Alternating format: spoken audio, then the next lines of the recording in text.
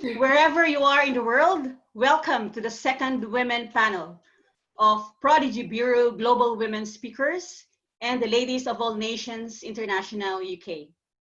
Prodigy Bureau Global Women Speakers is an umbrella event and company of Prodigy Bureau. This is an event and talent management company who manages women speakers and responsible in organizing women events. PB Glows consists of women who are trailblazers, game changers, and shakers. Women who aims to empower other women globally, to give hope to hopeless and encouragement to distressed, and encouragement to any person who needs empowerment. A group of women who embodies oneness, solidarity, equality, and integrity. Together with Prodigy Bureau Global Women Speakers is the Ladies of All Nations International. It is organized and founded by our very dear friend, Dr. Caroline Makaka. Hello, Dr. Caroline, if you're around. The Ladies of All Nations International is a non-profit organization which brings together women of all backgrounds and cultures, emerging leaders who have a shared vision of driving better change in today's global communities.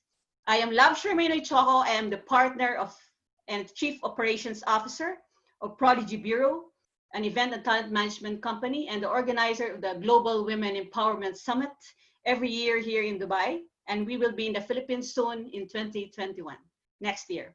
Hopefully, I can invite you all to be there, and we will all together change the world. Without so much ado, I am very excited to hear all your stories. I would like to bring our very amazing host, a very dear friend. She's an architect and a construction project manager. She's responsible of leading and landmark projects here in the Middle East and also in Europe. Ladies and gentlemen, she's also a speech coach.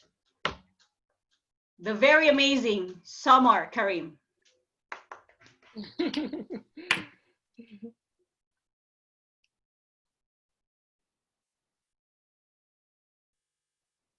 Oh, I need to, Charmaine, can you unmute her?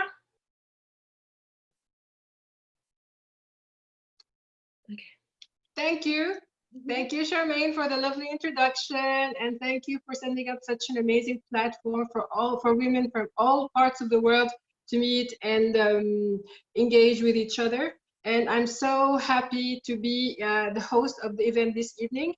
And this evening, we are delighted to host an amazing group of women from different walks of life who will share with us insights about their challenges and how they survived and how they strived. Good evening to all the guests, and good evening to our audiences all over the world. And probably I should say also good morning for people who are in other regions. I hope you're all doing well and all excited to continue with us for the next 2 hours while we have this dialogue together. Now, we start directly to talk with our guests this evening. We have a panel of 7 guests, and our first guest, I will introduce her, Jaya Sajnani. She's an entrepreneur, an investor, and a founder of a London-based transportation provider, YG Travel. She's had an MBA from the University in Finance from the University of West London, and she has a management degree in public and logistics transportation. Good evening, Jaya. How are you doing? Good evening, Samar. Thank you so much. It was a lovely introduction. And first of all, thank you so much for Ladies of All Nation International for arranging this sessions, which is very, very good to talk to like-minded people. And I really admire it. Thank you. So my introduction, you have said, summarized very well. You said everything. My name is Jaya Sajnani. I'm originally born and brought up a small town called Anand. It is based in Gujarat in India, and I'm living in London since 17 years. So I'm a mom, entrepreneur, an investor, and founder of YG Travel, as you already mentioned it. YG Travel is a transportation facility. What we do, we create the memories. We create the beautiful lifelong memories for the people who come and enjoy their holidays. We do the education tours and travel for the schools, colleges, universities from all over the world. Recently, I have formed a non-profit organization. It's called Women Entrepreneurs, and we are a group of women where we aim to provide support and guidance to the women in the business to take their business to the next level. Yeah, that's me. Thank you. Oh, that's lovely. Would you like to tell us a little bit more about what inspires you so far? How did you manage for the past couple of months? Sure, Sama, that's definitely, it's my honor. So being a director and a transfer manager for a public transport business, which is YG Travel, I faced many challenges and difficulties, but the most one, which is to break the norms, society norms for the female entrepreneurs, especially in the industry, which is a purely male dominated. In day-to-day life, I deal with many coach drivers, corporate leaders, bus drivers, and 90% of those are male gender. Now, even though day-to-day life, we do hear that, gender gap is getting narrowing and narrowing a day by day. But there's some industries which is typically male dominated, like logistic transport industry, has still a huge wall to climb. So what do I do to break this barrier? How do I tackle a day-to-day lifestyle where I can still do the business smoothly without any barriers? So to do that, what I do, I make myself well prepared mentally, first of all. I know, I accept the truth that I deal with these challenges every day. And the problem, any key to the problem, the solution is to accepting and preparing yourself that you have to break these norms. You have to make your space in this world to do your business, to serve your product, to serve your services. So what I would suggest, or what I believe, is to come out from any problem is focus on the solution, and that is the best key. What inspires me? So yeah, I do have aims and goals in my life. My dreams, they are inspiration to me. When I get the positive feedback from my clients, when I get a thank you note, which is a huge smile on my customers, that makes me very happy, and that tells me that I am on the right path and I have a capacity, potential to do what I'm doing at the moment. In terms of my greatest achievement, I would say that today, where I have reached to, who I am, it is my greatest achievement. I'm proud of what I have accomplished. Most women really remain stuck in the micro level, and they're unable to grow to the higher uh, level because of the range of factors. And I have break them. And being having our own organization, which is a women entrepreneurs, and a member of Loani, Ladies of All Nation International, we help women to achieve their dreams. We push them to fulfill their potential, to their capacity. So yeah, that's we are. Thank you.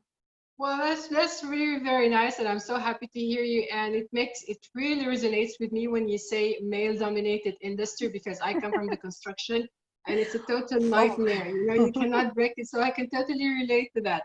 Now, I just want to, when you talk about transportation recently, especially since the beginning of the year, things have been a little bit challenging. Specifically, did that put pressure on you? Did you have to come to seek alternative ways to find solutions, or get out of it? To be very honest, yes. In the business, first thing we need to remember that there will be problem, no matter what business you are doing, whether you're woman or male or any ethnicity group. Business itself is very fluctuating, and especially this time, COVID-19, nobody had predicted this. So suddenly when it came in, first few weeks, straight away, dig. I got the emails that cancel this booking, cancel this booking. I was worried. Genuinely, I was worried. I was impatient. I was like, I don't know. Is it this something that tour industry is going to go into the sleep, like a hibernation? We're not going to have for 6 months any work. What is happening? Every single day I used to watch the news and stuff. Then slowly, gradually, I started watching the webinars with the Ladies of All Nation International, which reminds me that there is a huge world out when you stop worrying about something. And then I thought that, okay, this is the time, productive time I have in my hand, where my business is off. How am I going to come out? What I need to do it, so that when in September or October, whenever the business will be open, how my business will look completely different, and what is something that I need to earn edge over other transport providers. So yes, I did a couple of digital marketing course, couple of courses where I can bring my business to the social media. And yeah, slowly, gradually, as I said before as well, the key to the problem is the solution. Focus on the solution, don't stuck to the problem. I really love that. Focusing on the solution, don't get stuck in the problem. That's amazing. I'm going to get back to you again later about specifically your industry, because during the last 6 months, some industries really thrived and they were going well, but things like transportation, like hospitality, there is nothing they can do. And I think your sector has really was really impacted by that. But we'll get back to that later once we have a few more words from our guests. Thank you. Moving on to our next, thank you so much, Jaya. And now moving on to our second guest this evening, Natalia Berdikia. Natalia, hello, good evening or good afternoon. How are you? Hello, good afternoon. It's a pleasure, ladies, and everybody that's coming into the webinar. Lovely to see you. I'll introduce Natalia. She's a global citizen, lived in several countries. She's a strong advocate of lifelong learning and development, and embracing change and expanding borders. Her true passion is in creating sustainable growth by building partnerships and trustful relationships, connecting opportunities, and unleashing true potential for individuals and organizations. She's the founder of Frontline Consulting and Life by Design Academy. Welcome, Natalia. Thank you. Lovely to have you. Now, I would like to ask you to tell us a little bit more about yourself, what inspires you, your challenges, and how do you survive generally and specifically during this time? It's been an interesting time of life, actually, and while many had different challenges to focus on their business, to stay cool, to not panic, what helped me and help my clients as well is the philosophy that there are so many opportunities, because every crisis is an opportunity, as interesting as it sounds. And change is the only thing that's constant. Like you said, I'm the world advocate. I've lived in 6 different countries. I left my country when I was 16. Many countries, many cities, different industries, different sectors. So starting over is one thing that I'd say I know. And it's really interesting to see how the whole world had to reinvent itself, and many people had to start over and still are in that period of their lives and their businesses. So what really helps is to really focus on the possibilities, the opportunities, and looking at this experience as a learning experience, as an opportunity for growth, for finding ignite new businesses, learning new skills. We just heard people learning how to do digital marketing, how to start selling online, how to basically reinvent the business and themselves. And yeah, we do know that we learn outside of the comfort zone, and this time really proved it. That's definitely out of the comfort zone. It's a new normal.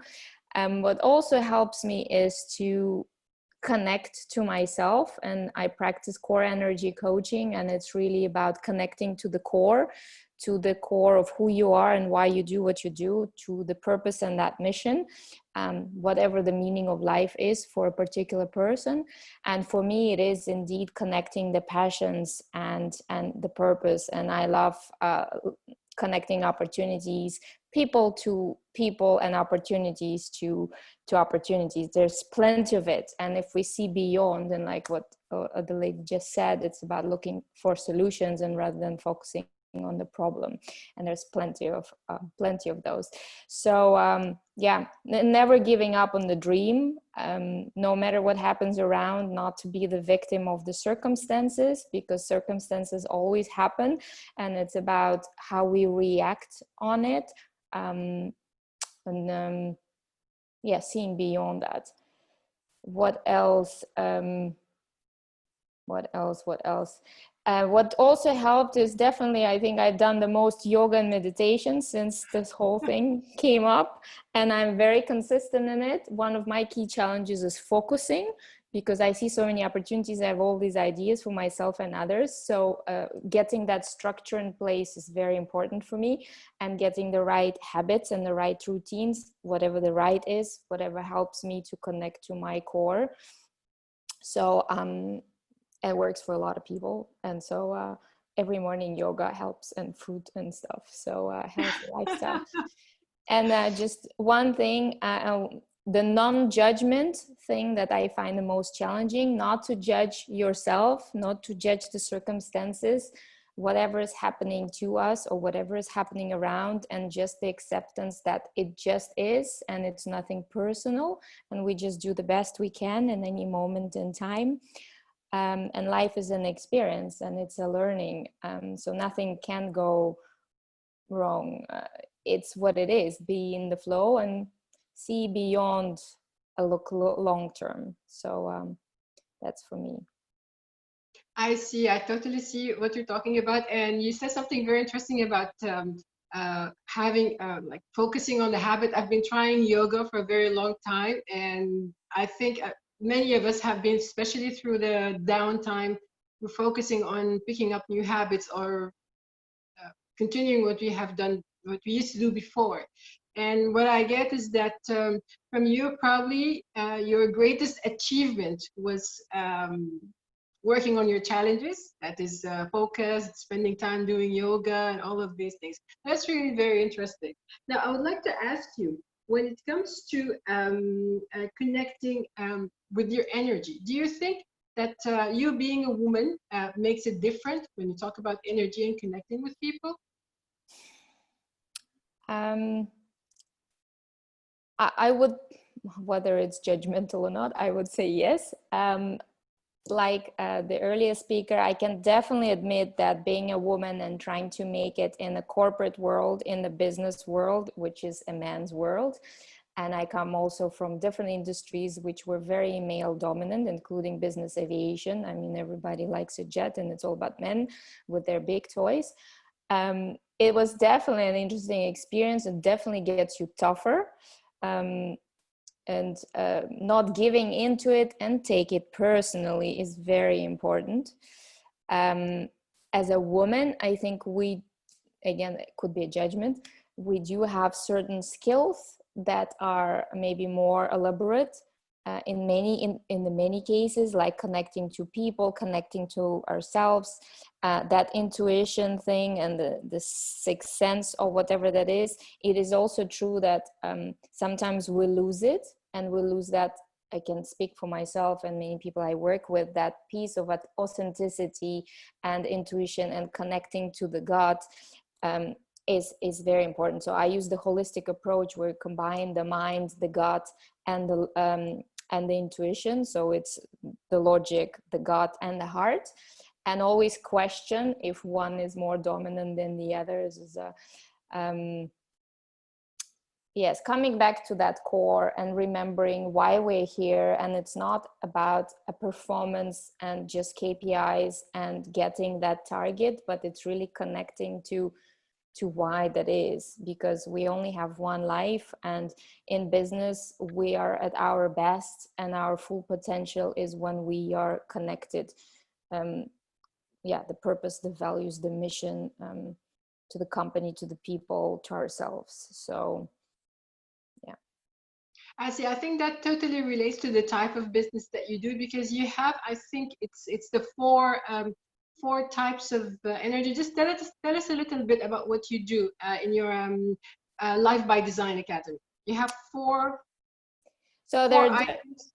Yeah, so there are different methodologies that I use. So generally, energy leadership is based on 7 levels of energies, and it goes from the level 1, where you feel like a victim, that everything is happening to you, so that you're at the effect of life.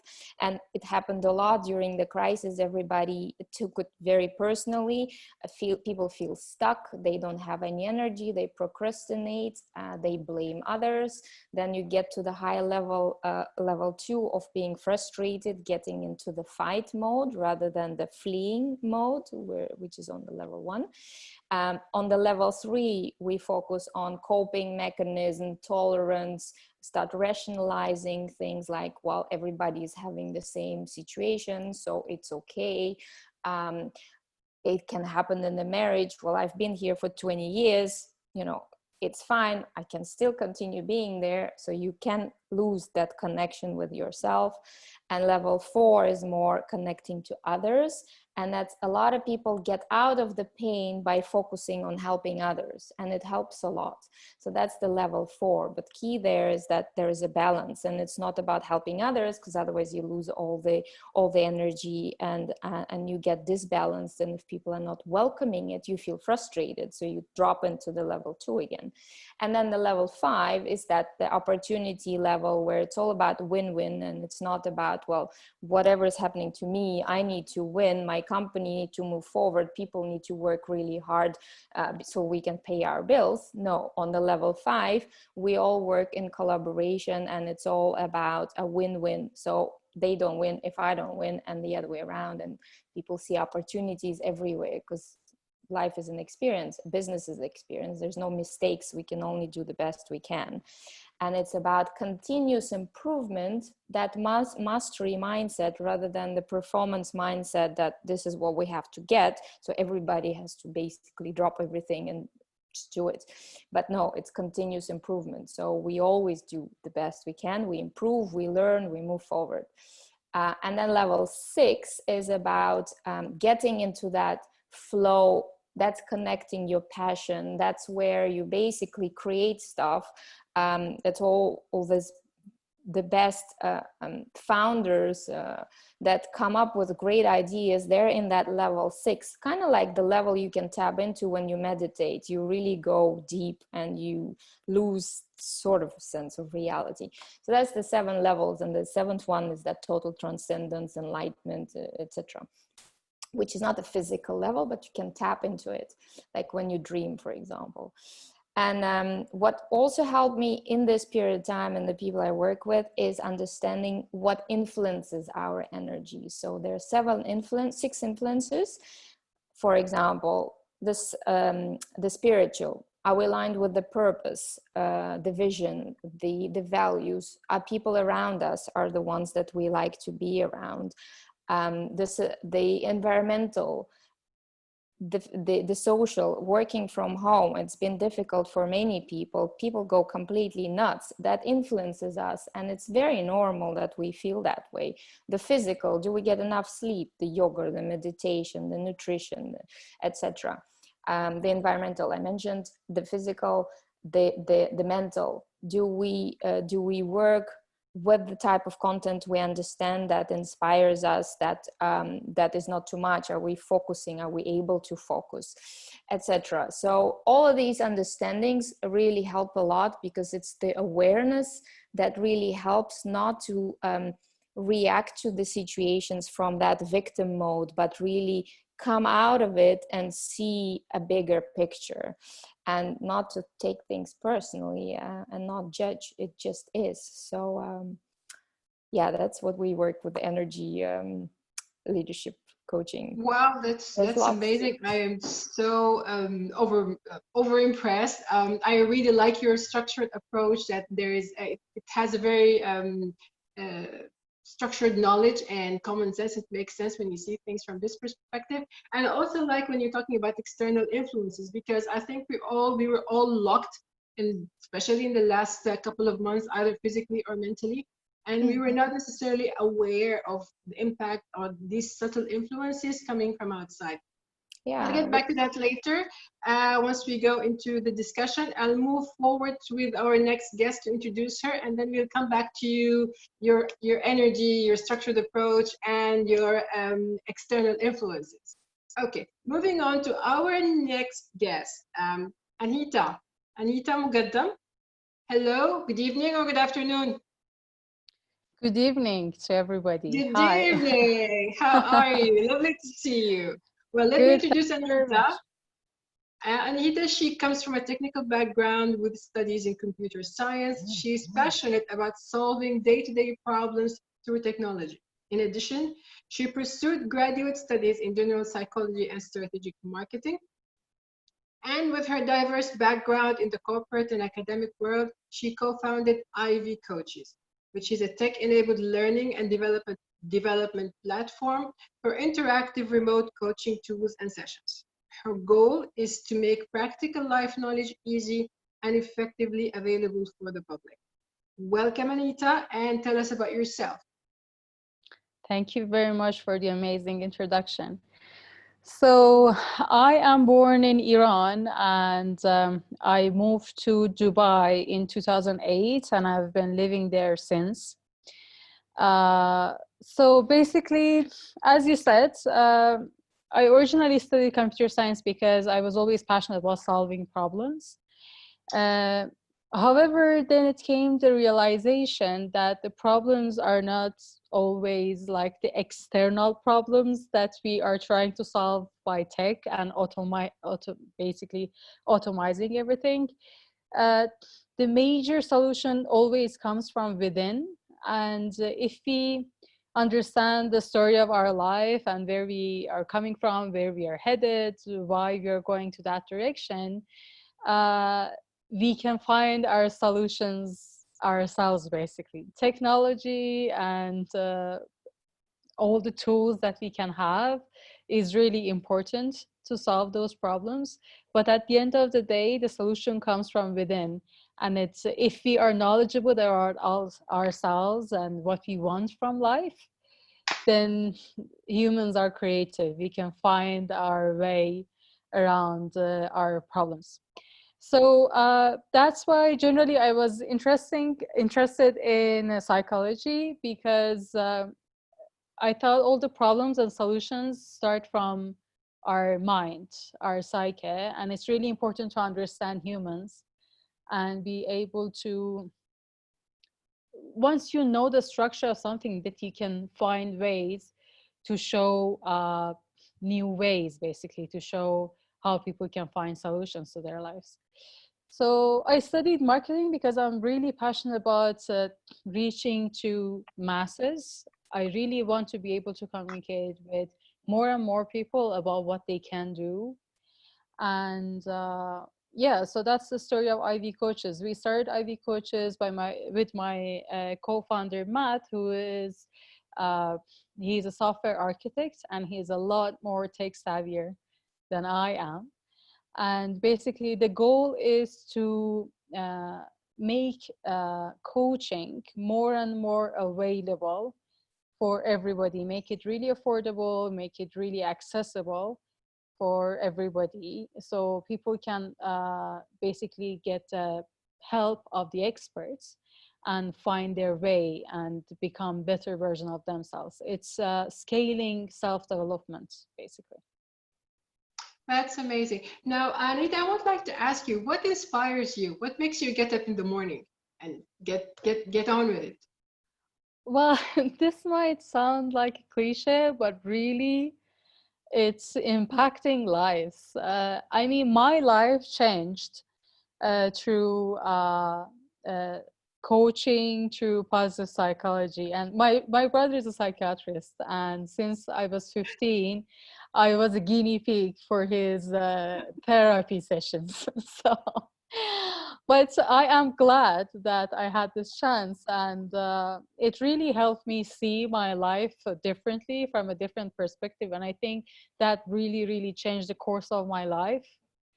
So I thought this should be available for everybody. It shouldn't be reserved for people who feel they're anxious, or people who feel they are depressed, or they have a problem. It should be a common sense, like the same way that we work in our body and we go to the gym to build our physical body, to build our muscles. It should be that easy and common for people to go and work on their mindset, to work on basically how they see the world, what's their life story. And yeah, so that's the reason I wake up every morning, to make this more accessible, available. And even though there's lots and lots of talk about mental health these days, it still is not a common practice. So it used to be a lot more taboo before, but we are on the right path to, I mean, globally, to making mental health and positive psychology and psychology a norm. I'm also trying, basically, our activities are also in the same direction. That's really very interesting. And I really love your analogy when you said the body needs to go to the gym and the mind also should, or we should think about taking the mind to the gym as well. And we have like every second Absolutely. person is a personal trainer, and to fix your muscles and get your body in shape. But very few people think about getting the mind in shape. And I really like that. That's Absolutely. really very interesting. And I would like to ask you, yes, please Mhm. go ahead. No, just I was just wanted to add this, because all the decisions we take in our life comes from our mind. It comes from the basically the understanding that we have from our life. What is my story of life? Why am I here? So hence what I need to do. So all the decisions we take, the entire years of our life is planned by what's going on in our mind. So it's essential, it's really essential to work on our view of our own life, the story in our head, and also be able to learn how to get ahead of troubles in our life, how to develop resilience. Like, for example, right now is the perfect example. It's not an easy time for nobody, but it's really important to understand how to basically weather the storm and come back even stronger from times like this.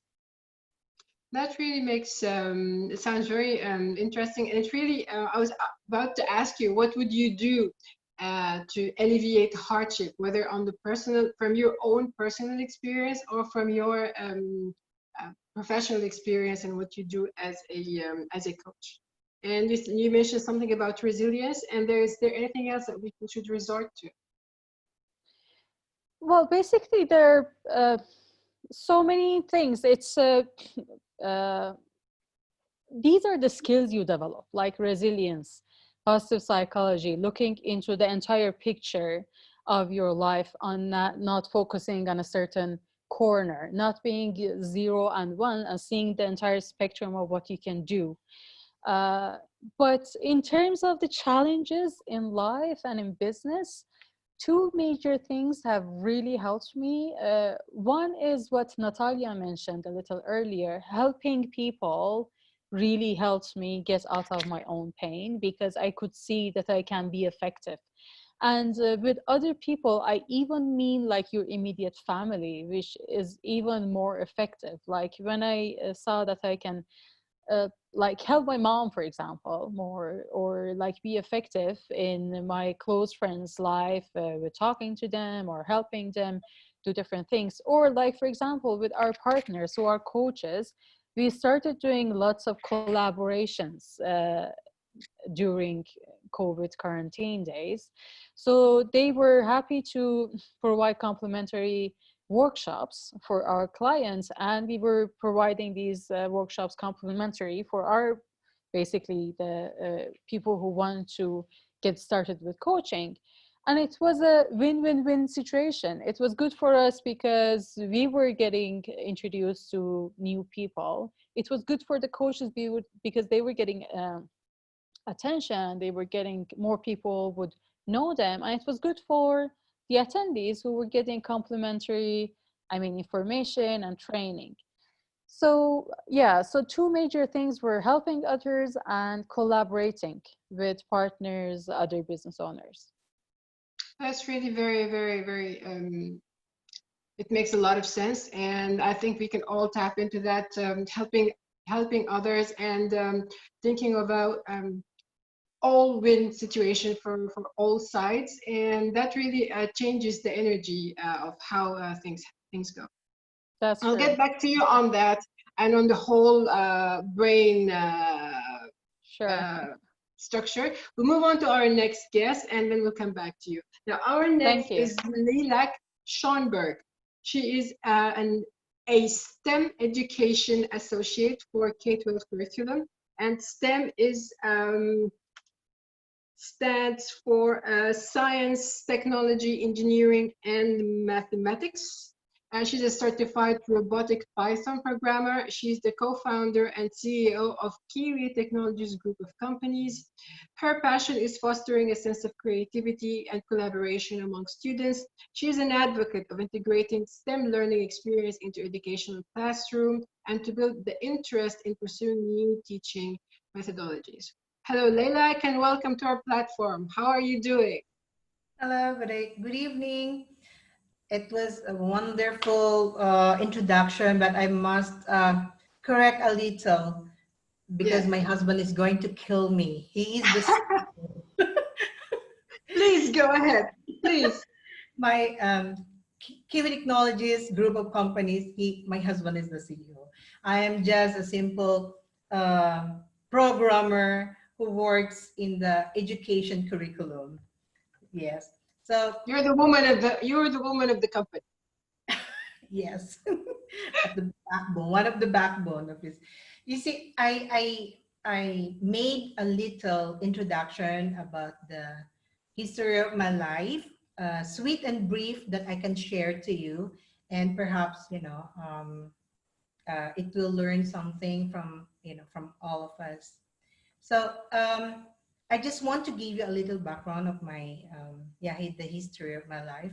I used to work in Avaya as a back-end engineer, and I arrived UAE as a support engineer in task department. Unfortunately, after 1 week of work, my department got abolished, and I ended up as the head of PR and marketing director in one of the advertising company in Al Ain. And so I can tell you that the struggle was real because I don't market. I am a back-end person that faces server daily for 5 years of my life in Singapore. Not to mention the fact that I don't speak Arabic, I don't know the place, I don't know anyone, and here I am. I have to sell pages of magazines in an Arabic way. However, I consider myself as I am blessed because I have my kids with me. We are in another country and perhaps there's so much of opportunity, but I can't deny that it was really, really hard to start. My only motivation that time that I was sticking to my brain that there is no situation can ever shake me. So fast forward of that, I got married, became the VP of Business Affairs and Communication of the Shifa Group of Hospitals. But you see, once you are into innovation, you will always look for something to innovate. So I spoke with my husband and I told him that I want to go back to the field that I love, which is innovation. So another field begins. I work as a curriculum writer for innovation, particularly in STEM robotics to CBSE and MOE curriculum standard program. However, that is the peak of my career. But after that, after a year, I got diagnosed with breast cancer. So everything stopped. Everything stopped. My contract with Ochman University to be the head of robotics innovation training program. During that time, the first innovation, robotic competition has been jeopardized by my illness. So we have to get someone to take my place. Now, during my chemotherapy, everything has been changed. My health, our finances, my outlook in life, even the education of my daughter. Because we have to send my daughter to homeschool due to her anxiety that she disliked to go away from me. So I have so many flashbacks and visions that piled up in my brain.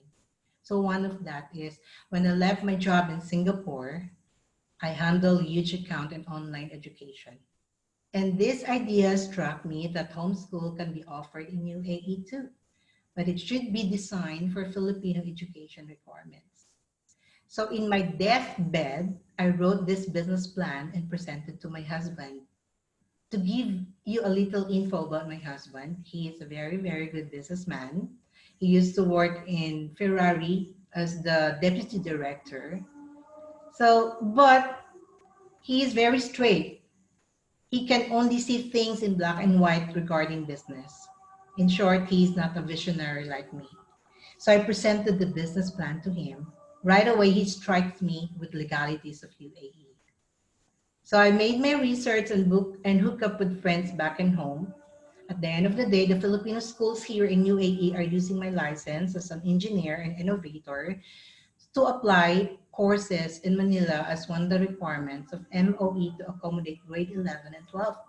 So basically, people in education department know me in Philippines. So I spoke to them and I asked them how to start a homeschool aligning to innovations. So in my perseverance, Philippine education walked me through and I presented the legalities to my husband seamless. Okay. So 2018, I was declared cancer-free. I overcome my cancer and I'm back to business and innovation. Last year, we launched our online homeschool. And this August, we will be the first company to launch online AI robotic learning activities for school in UAE with Arabic-speaking teachers and robots. You see, in the business, we do not shake with industry and situations shaking us. We just have to stand still. I want to share this recipe for success to you. Don't be afraid to go where others have not gone before. When we started a robotics business, no one is selling robots at school with STEM curriculum, only Kiwi Technologies. Because there are so many agents who sell robots, but they cannot teach how to integrate the STEM curriculum to the robot itself. So my experience in marketing with background in technology gave me a huge advantage over the competitors. That is my very, very short. Amazing, amazing. Before we move forward, first of all, I just want to congratulate you for you conquering cancer and moving on and beating it. Congratulations, and I'm so happy for you, and I'm so proud of you. Thank you so I much. Thank you. bless you, bless you. Now, I would like to ask you, just thinking, just listening to your story, it's I can relate to that. It's one wave of hardship after the other, after the other, and after the other. And through these times, what kept you going? Is it your vision? Is it your perseverance? What made you say, okay, fine, it is hard, but I can move on, I can do something else? Uh, I am very, what do you call this? Um, I am, in spite of all the challenges that I've been facing in my life, my perseverance made me um, uh, think, made me stand still. And my being a fighter and a positive thinker helps me to overcome our business. So I am a very innovative person. I love innovation. I love to come up new things aligning to technologies. Just 2 months ago, I just finished my Oxford aligning, studying the robotic artificial intelligence in business and marketing. I hate to market before, but now I'm benefiting my experience, the time that I was here, that I don't have anything at all. Then all of a sudden, maybe because I talk too much, maybe because I am a woman, I became a imagine that I don't speak Arabic, but I can sell pages of magazines.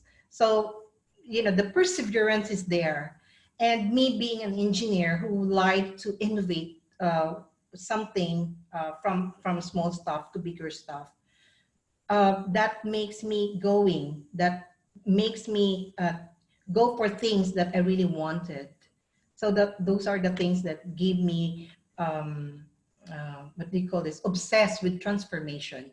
So I've always wanted to challenge myself on something different and squeeze myself to something new, regardless it is aligned to my field. It gives me so much satisfaction when I have done something that I am not used to do. So maybe part of that, I challenging myself, and I really wanted to do things, become innovative and helping people in line to education, innovation, and technology. Yeah. Was you being a creative person, did it help you? Because sometimes people, when they are limited in finding a solution, you think, okay, option one, option two, option three, and I cannot move forward. But some people who are more creative and imaginative, they can go up to option 200 or 300, and eventually they will find a way. Do you consider yourself a creative person and an imaginative person, and that impacted you and helped you to overcome the difficulties and find solutions? Oh, well, I'm speaking of me being a teacher of STEM. In STEM, there is a conception there that you are integrating science, technology, engineering, and mathematics into reality of life. So from there itself, um, you are creating a lot of solution. There's no space for a no, or you cannot do it, you cannot make it. There's always a solution on something to one to another and another and another. So that is how we conceptualize the integration of STEM to real life. So it helps you work with your attitude, your outlook in life. You become innovative in dealing with one another, or to someone, dealing with someone who's so difficult to understand things. Being a STEM teacher teaches you how to cope, how to manage the people, how to manage the situation, how to become innovative in so many ways. I can see that's really very interesting. I'll get back to you because now I can see a line of connection between you and Anita. Anita on one side, because you're both the techies and talking about the brain. I see the brain as a machine, and so it's about math. And on the other side, you have Natalia. She's more on the soft side, or the energy and the power of the things that are intangible. We'll come back to that later. I'll move to our next guest, and we'll come back to that point later. Now, moving on to our next guest, Farah Anwar. She is the co-founder of Ashraf Electronics, finance and strategy professional at a prominent international investment bank and a private equity house. Farah has a deep passion for consumer technology and strategic business development for SMEs. She is an advocate for helping women in tech reach their full potential. She is the first female elected in the board of directors at Dubai Computer Council. Hello, Farah. Good evening. How are you? Hi, Samar. Before I say anything more about myself, I really need to actually talk to Lilac, because Lilac, you spoke to me and I got goosebumps. Like from the first minute you started talking about yourself, you gave me goosebumps. So we have to connect after this, because I'd love to tell you that I have the answers, and I'd love to sit here and say, I'm so sorted and I've overcome adversity. But the reality is that even today, we're still all fighting and overcoming adversity. It doesn't stop. Yes, the only thing that maybe gives us hope is the fact that we have already experienced so much adversity and we have come out on the other side, that today it gives us hope that this too shall pass. And not only shall it pass, that we should come out on top. I'll tell you a little bit about myself. And the reason, Lilac, you gave me goosebumps is because I had many situations like you, where I got thrown, like you were a tech person and you got thrown into PR and marketing. That's happening to me every 2 years. So even today, like my passion is to help women and men, small businesses, really look at their business strategically and develop it in a way that, you know, that will really help businesses to grow. But the reality is you cannot go out and give people advice of how to run their own business unless you have learned some hard lessons. And today I'm going to tell you that I worked for the World Bank. I worked for Procter & Gamble, very, very good, you know, organizations, really best in class. And I was doing very well there, and life happened. And my sister and me, at the ripe age of 21, started an electronics trading company. We knew nothing about it. We were out of our depth completely. We were surrounded by men that were twice our age. There was no receptiveness in Dubai at that time for young girls to do wholesale trading. It's very like, it's kind of like commoditized trading. You know, it's not something that is very sophisticated or, yeah, so we were out of our depth. We were young, naive, and stupid. And I think because we were so stupid, we thought we could do it. If we had been a little more wise, we may have backed away from the challenge. And it wasn't easy. We made a lot of mistakes. We made a lot of enemies. We lost a lot of money. We shrunk the business, expanded it, shrunk the business, expanded it, you know. We didn't know what we were doing. And that's why I feel like today I'm in a situation where I can help other businesses, not because of my successes, but because of my failures. So I have the template of what not to do. So the minute I walk into a business and I see a business doing certain things, I say, stop right there. I don't know what the solution is, and we'll find the solution for you together, but you have to stop doing this. This I know is going to get you in trouble, and it's going to make you lose all your money. And the thing with businesses, you know, it's not just a game of how clever you are. I've always been very smart. I'm not bragging, and I'll tell you why. I've been very smart, straight A student my whole life. Even at the companies I worked for, they grade employees. So I always got the top graded employee. So I know I'm smart, but I was failing at business. So business is not about how smart you are.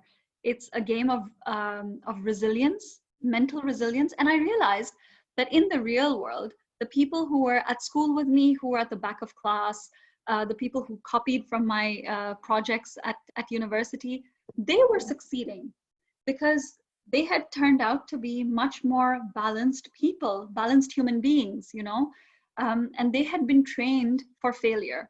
And I don't mean this in a cocky way, but sometimes when we overachieve, we put so much pressure on ourselves that the minute we have a setback, we don't know how to come out of this little valley.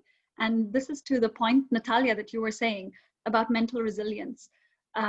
So business is a game of mental resilience. It's a game of emotional resilience. And it's a lot of knowing that you have some conviction in yourself. Because when you're in the, you know, in a structured environment, you can go and ask your parents for assurance, you can ask your husband for reassurance, but when you're in business, like the minute you show any kind of weakness, that's it, you're gone. And we learned this the hard way. You know, and then and this is why I feel like today, so I walk into businesses and I restructure them, but I enter businesses also and I take on roles where you know, I see different CEOs and I see how they manage their teams. And during the crisis, I learned one very important lesson. I was working in a company that is led by a female CEO, and she took that opportunity to remind her employees that they were lucky that they had a job, and that they should look at each other and find the weakest link and rat them out. And a month later, I started a project in another company, which was, run by men, a lot of men at the top, balanced organization. And their message was, we understand that we're all in this together and we have to fight and come out of it. And just because I had that privilege of an outsider's view into this company where the tone from the top management down was so harsh, and I had this other view of this company where the tone from the top management was it wasn't soft. It was aggressive that, yes, we can do it, but don't worry, we're behind you. It was very supportive message. I could see the impact that had not only on the spirit of the organization, but also on the bottom line, on the business results. So really it comes down to the entrepreneur's mindset and how they're able to sustain their own resilience and take that down. Or do you spread fear and panic within yourself and the organization around you? Or do you have a sense of self-control and calm? Do you own your failures, or do you let your failures get you down? And this is a lesson that I'm still learning. I haven't learned it completely, but I have to remind myself every day. Yeah, and that's why I feel like whenever Charmaine invites me and I come and I see all these wonderful, wonderful stories, it reminds me that I have a long way to go, but also that I have learned a lot as well. Yeah, that's my 2 cents. I am so proud of you and so inspired by your energy, especially the last thing that, yes, you have a lot to learn, but the self appreciation that, yes, you have learned. And I can say you have learned, you're a very smart young lady. And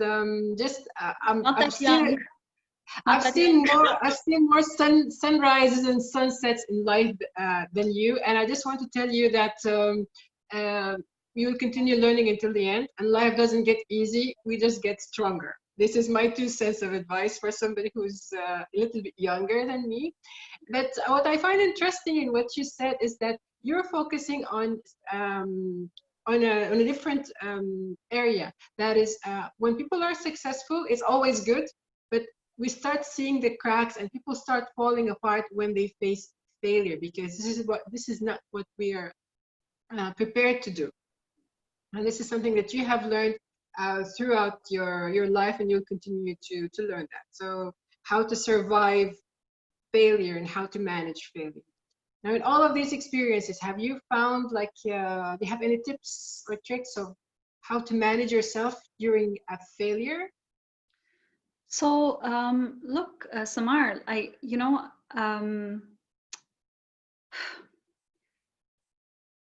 so I'm thrown currently into a situation where I'm acting like I'm in the buying and merchandising function. I'm heading the beauty category for a famous e-commerce retailer, and I've never worked a day in my life in buying and retailing. And everybody who reports to me, I have 10 people that report to me. They all have 10 times more experience than me, and they're all much younger than me. I've been using one mantra that has been helping me get through. I ask myself, what would I want my daughter to do? Would I be proud if my daughter is 9 years old, if she comes to me and she said, oh, it's too much for me, I can't do it, or I got shot down, I'm not going to try again, mom. What is the advice that I would give her? And this is a trick that I learned when I was seeing a coach many, many years ago, like 10, 15 years ago. She used to say, give yourself the advice that you would give your best friend, because we are kind and passionate and also believe in our best friend. So when we would give that part of ourselves to our best friend, why would we not give that same treatment to ourselves? So whenever I feel completely out of it, I ask myself, what is the advice I would give my daughter, and what is the advice I would give my best friend? And that kind of helps me put things in perspective a little bit. And that's the advice I'm going to tell myself again. Thank you so much. That's really wonderful. I'll move on to our next speaker so she can introduce herself, and then we'll come back to you on this subject. Now, our next speaker, Shamila Ramjawan.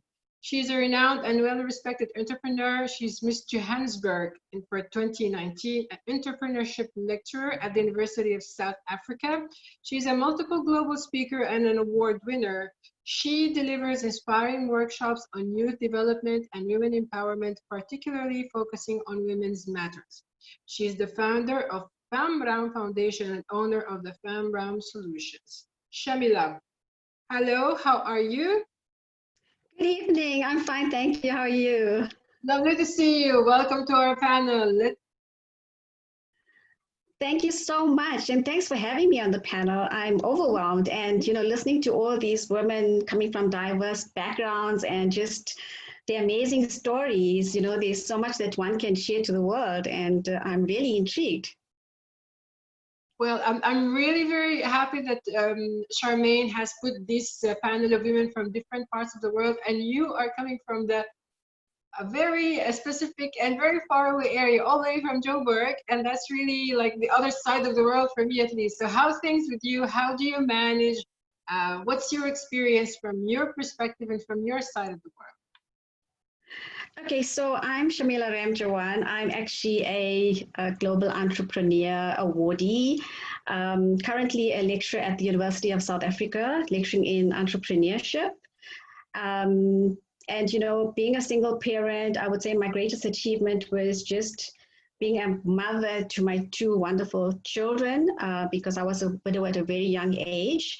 And, having just a diploma in marketing at the time, I decided that I now have these two children and I have to do something to make myself somebody someday. So I decided to actually, study further. And to date, I have an MBA degree. I'm currently a doctoral candidate through Menkosa, and that I won through the Women in Africa, where I was chosen as one of the 54 laureates in Africa on the continent, the only South African to be chosen, and I won a scholarship to study further. So I'm currently studying my doctorate in menstrual hygiene management, something that is very close to my heart, and I'll tell you why. And the study is going to be the first for South Africa because it's a study on menstrual hygiene management on adolescents with cognitive disabilities. Now, we often talk about menstrual hygiene with other girls and women, but we actually don't target the disabled. So that is something that is very close to my heart that I want to study. So just to backtrack a bit, a few years ago, I would say about 4 years ago, I actually launched my own Princess D menstrual cup because I found that in communities, it's a dire need for girls, especially to keep them in school during menstruation, because they have nothing to use. And we know a lot of the girls in the rural communities, they use feathers, leaves, pages from their textbooks. I'm working with doctors in Lesotho that say that girls actually use cow dung to actually stop the flow. And so I came up with the Princess D menstrual cup. It's a global brand at the moment. So we're in various countries. And our main project in South Africa is the Keeping Girls in School project.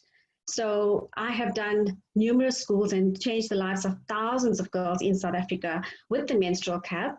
And so, yes, it's all about impacting lives. So in saying that, I'm actually a Play Your Part ambassador for Brand South Africa.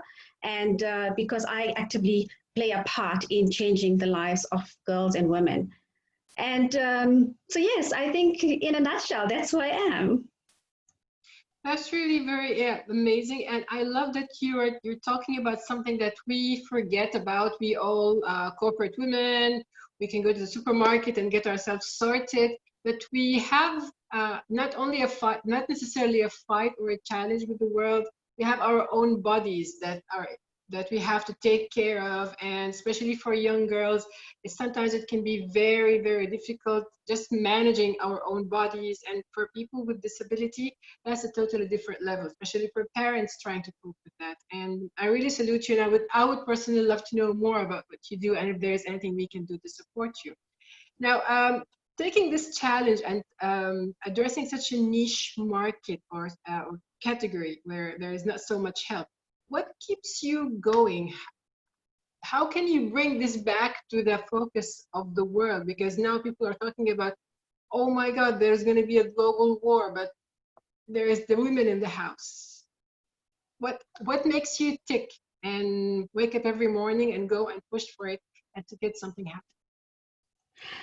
I think for me, I wear many different hats, and I think the most important thing is when I get up in the morning is I'm so thankful to God that I can breathe. You know, at this very moment in the world, there's so many people suffering from COVID, and we're losing so many people. So I'm very grateful that I can actually get up in the morning and breathe. And, you know, being an asthmatic person as well, so I'm taking all the necessary precautions to actually stay indoors. Luckily, the university has given me a concession to work from home, like most of us, where we can actually work from home and still deliver in terms of what we have to deliver. And also, you know, with the university having the first online examination. So that was quite a challenge for all of us, where we worked 24/7 in terms of getting everything in line as to how we're going to actually navigate and make it exams accessible to the students. So that has been quite a challenge. But I think, you know, just juggling multiple tasks, you know, being a mother, we don't have maids anymore because we now have to do our own housework. And then it's cooking. And, you know, it's quite a challenge when you're at home or working from home, because you have to make sure that you have 3 meals a day or 4 meals a day, or, you know, whatever the case is, and you still have to prepare for that because you have kids, or, you know, you have to look after everybody, and also, you know, in terms of mental health and being stronger and just getting your mental energies going. So it's been quite a mammoth task, but I must say, you know, we've had a lockdown in South Africa now for 3 months, and I have never felt the lockdown at once because I've been so busy with multiple chores and tasks.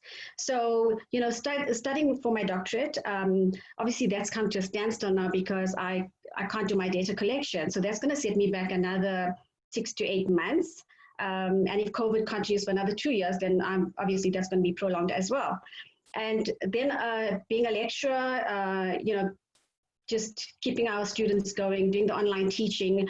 And, you know, here I say e-commerce is king right now. People should actually upskill themselves wherever they can. There's a lot of free courses. There's lots of things that they can do to upskill themselves and just get with the times, you know, find your passion and your niche and work towards that. And having said that as well, you know, I've just finished a project management course, which I did online on MS Teams. So yes, you know, you can teach an old dog new tricks. And so I finished the assessor training course. I'm now going on to the moderator, and that's besides everything else that I'm doing.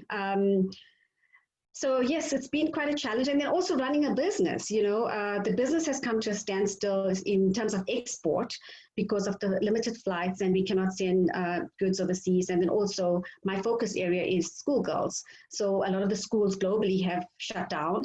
So that's put a damper on my business as well. But I didn't just sit back and say, you know, this is it. I have the menstrual cup, and I'm going to leave it at that and just wait until COVID disappears, because nobody knows exactly when it's going to end. So what I've done is I have a marketing company, so I decided to diverse. And in terms of PPE, a lot of people are now focusing on PPE as to how they can actually now get in line with business and try and market PPE and stuff like that. So I decided that I'm going to add something to my offering, and I decided to add in the handheld infrared thermometers. And it's something that I really, I'm enjoying selling now because it's an original, unlike the fake stuff that you get on the market. And I've built a relationship with a supplier, and it's something that I'm now adding on as a product offering going forward, even beyond COVID-19. That's amazing. I loved how you managed to overcome the external factors. And this is something that Natalia have mentioned earlier, that we have sometimes external factors impacting us and we need to address that. I'll get back to you on this one, but before that, I would like to introduce our last but not least speaker, Lily Petrasco. She is the founder of Brand for Speakers, co-founder of Speakers Are Leaders, Entrepreneurs Are Leaders, Millionaire Speakers Network, and topcoach.org.uk. Some of her programs have been listed on leading learning platforms. They aim to inspire entrepreneurs to attract more business through personal branding, visibility, marketing. and also overcome their fear of speaking and become confident speakers. Hello, Lily. How are you? Hi, everyone. Thank you so much for inviting me to this amazing conference. Thank you so much, Samar, for being the host. And thank you so much to Prodigy Bureau, Charmaine, and ladies of all nations. And my name is Lily Patrascu, and I'm currently in Peru. And I'm in Peru because, let me tell you a little bit about myself. So I was meant to come here to do a speaking tour of 5 speaking gigs in total, probably around 10,000 people. And what happened is that we got stuck. I got stuck in here for the last 3 months.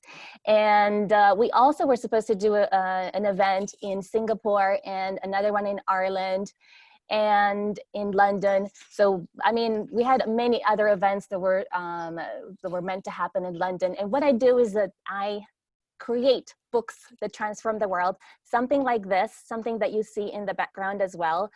And I work with select influencers, business people, and coaches and authors who want to elevate their personal brand so they can attract more business. And over the last few years, I have sold more than $5 million for a property business that my partner Harry has. And I've also managed to raise the sales by $250,000 as well over a few years, and also with the same number of products. So this is the most amazing thing. And since since the quarantine happened, what happened is that I was able to totally switch in a way what I'm doing, and so within, like, you can say, like, within a day, what happened, we were given notice that we were going to be in lockdown. We were not sure how long we were going to be here. So one of the people from the network I'm part of, which is called Top Coach International, I'm the vice president for it and the co-founder, has given us the opportunity to stay in a big house. So all the coaches, we lived in the same house for a while. And, usually I organize events that are presential. So you kind of go there and you have hundreds of people and so on. And what's happened is that all of a sudden you couldn't do anything. So imagine having 2 stadiums of people waiting for you, and you can't do it. You have to cancel the whole thing after months and months of organization. And I'm sure that Charmaine has probably felt something similar, where she's also had to reshift her business. And so what we've discovered is that we were able within a couple of weeks to start organizing events online, so much so that we were given an award from, it's called Cinta de Oro, which is in English something like the Lion Belt, Golden Lion Belt or something like that. There is the director of the Chamber of Commerce, who's actually going to come today to our house before we're leaving tomorrow towards London. And so now, how many of you would love to be able to thrive in this business? I'm sure all of you would love to do that. And how many of you would also love to attract business worth 10, 20, 30, or 100,000 pounds or dollars, wherever you are?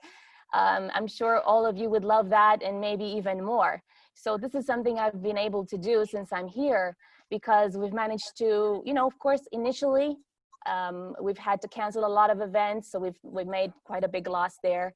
And also, being in lockdown, it restricts you a little bit about what you can do. Now, what we've managed to do instead is we've managed to do a project where we built a house for a blind person in here in Peru that gave us exposure as well on TV, which we're not expecting. And we were able to do some social work where we distributed food and toiletries to some local people here before the entire lockdown was so strict that we couldn't get out anymore. And we also attracted clients for whom we have built a network marketing platform, which is ready to go and ready to launch. And it's going to teach people how to become financially free, how to invest in Forex and in other things. And so we created that. We also created an online university that's part of the same platform. So people are able to not only learn how to become financially free, but also to put their own courses there. Also, I've been invited by different people to have my own courses placed in their platform, and I've been postponing for many years. How many of you have been postponing many things? I'm sure some of you have postponed certain things that you kept saying, oh, I'll do it tomorrow, I'll do it tomorrow. And for me, it was the same thing. I've been postponing to do my online courses for a long time, and because of the quarantine, I was able to record my online courses. So now I have the Peak Performance Sales online course available. It's almost ready, almost edited. And also the Write and Publish a Book online course as well. And I've also managed to find clients who, you know, like, a lot of people could say, oh, but people don't have money right now. The truth is that they do. Everyone still has money. They just want more value than usually. And if you're able to capture that idea that if you're able to give them a lot more value than you normally offer and give them a good discount, then they will be able to take your product anyway, because people are looking for something that will better their lives in some way or another. So regardless of what you're offering, this is the kind of template that I would use is first, look at being happy. Just look at yourself and focus on being happy, because when you're happy, you are creative, you come up with your best ideas, you are fun, you can think of the best things in life. And when you are in that kind of frame of mind, you have high energy. When you have high energy, you're passionate about what you're doing. And for example, even me here, right? I'm in this compound. I can't really get out of here, at least for the moment, until tomorrow when I have my humanitarian flight. I'm going to board towards Madrid and then hopefully London. But the thing is that I have this big garden, right? So I've had a lot of challenges. Like, for example, Wi-Fi has been a huge challenge to the point I was doing videos and then everything looked blurry and it was just a huge challenge. But despite that, we've managed to use our network of coaches to help us to get another Wi-Fi and then another one. And to have, even we've had a policeman who has been delivering, you know, water and basics to our house because he's still part of the same network of coaches. So what's the point there? The point there is that when you have a large network of coaches, and also when you have a book, what happens is that you have more authority. And when you have more authority, what happens is that you attract more high caliber people towards you and your business. And also it's important to have a product that is at least 2,000 pounds. So for example, for me, my products are between 2,000 and 40,000 pounds. You have to have like a range of things that you can offer to the people that you're helping, so that when they are ready to buy, when you meet them, and they see that you're an author. I don't know why, but being an author and having a bigger product like an online course or something, or a service that is like a higher end product, really helps you to be perceived as an authority. And when you do that, you can close these kind of deals. Like, for example, the university online that we created for this client of ours that is going to empower at least 100,000 people in Peru, and then we're looking at expanding towards Latin America, and then bigger and bigger. And for me, I want to work with people who are literally have nothing, or they have a little bit but they just want to grow really big. I want to work with the kind of people who want to go to the next level, who want to say, okay, I want to be a billionaire. I want to work with those kind of people, because at the moment, I haven't yet worked with a person who is, who has gone from nothing and to become a billionaire. This is my objective, to help people to really leverage what they're doing, to leverage their passion, to leverage what they know how to do really well, and to have them featured like in the Forbes or in, to really elevate their brand, because that way, that is how we can make a really big difference as women. And I think it's time for all of us women to step up. And I really feel that it's your time now. It's your time now more than ever. And for me, I really feel like one important step is to trust your journey, that wherever it is that you are right now, you are in the right place to discover your passion, what you're really good at, to discover the kind of product you can probably reinvent yourself into, or to discover the kind of product that people really want right now and to offer it. For example, we're also offering masks as a side thing, because this is what people want. So we've found someone here who is providing masks, and we're selling, so we're making a little bit of extra bucks there. And also we're selling beer. We've created a new brand of beer, and that is also selling like mad. We're selling alcohol as well. So the thing is to literally reinvent yourself. Look at the opportunities that are in the market, but how are you going to do that? Become an author, have an online course, have a service that you're offering where people can see, man, this woman is amazing. I want to work with her. Just do that. Just be the most amazing person in your field and show people that you are by coming to these kind of conferences that Charmaine is organizing. I'm so grateful again, Charmaine, for your invitation. And when you do that, and you have high energy as well, you can show people that you are the kind of person they want to work with, and they are going to go after you, as opposed to you chasing them. And my mission is to impact 100 million people to be happier, to go after what they want, and to share their stories in magically influencing books. And I have, once everything opens up again, I have opportunities for people to come and speak on my stage, and to get trained to speak as well through the program that my partner Harry Sardinas is doing, which is called Speakers as Leaders. And just because we're organizing this, we've managed to attract one client who is who has 5 million clients per month. And he's going to organize with us a show where we're going to have businesses pitch to us, and he's going to offer them funding or ideas or help or marketing or different things that they need in order to scale. And we're going to run the show. So when you have a book, when you have authority, when you speak a lot on different stages, you attract these kind of people. And that is how we've also managed to attract another client who is a billionaire, and he's come to our event last year. And because of that, another client that we invited to speak has also attracted a client at our event who made £100,000. So the whole idea is to really look at the opportunities that you have right now, trust your journey, trust that you are in the right place.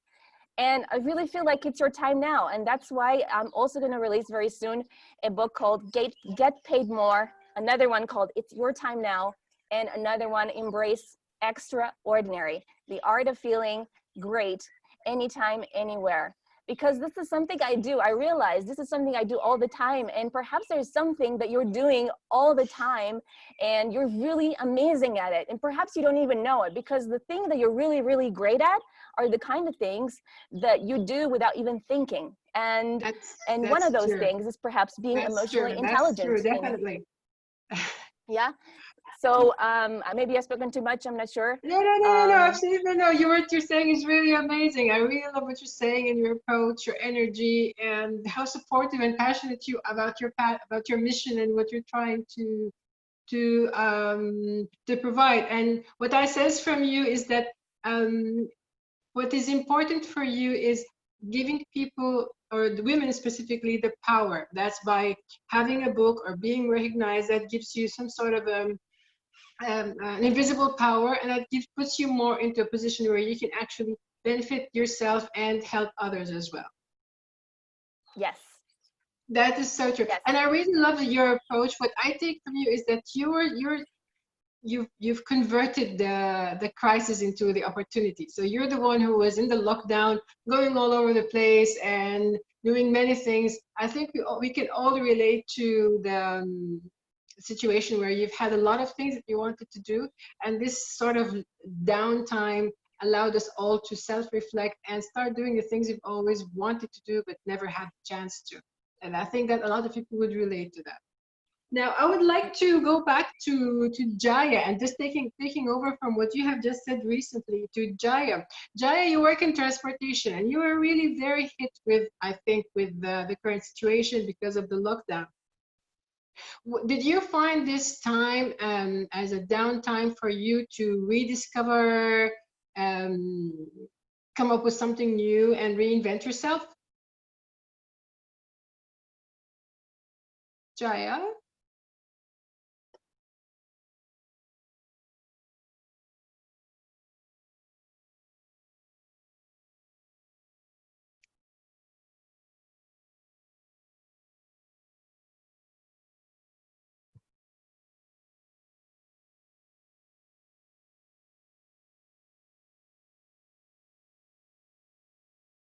I can't hear you. Can you hear now? Sorry. Yes, it's working Yes. perfectly. Okay, fine. It's just a technology glitch. Okay, so yes and no in a way that I'm a kind of a person that I do reflect day to day my work myself, and I have kind of a goals in my life to achieve it. So I do every night when I go to bed. Before that, I just have a few minutes chat with my daughter, and we just have a chit chat of the day, how day's been, and everything. And that time. I have a quiet time for 10 minutes every day to see that how was the day and how can I make it better tomorrow for myself. So yes, I needed this time because when you're doing in the business, you're busy every time, you're running around the show, everything you're doing yourself, and it's just the transportation is very, very kind of a busy, especially in London.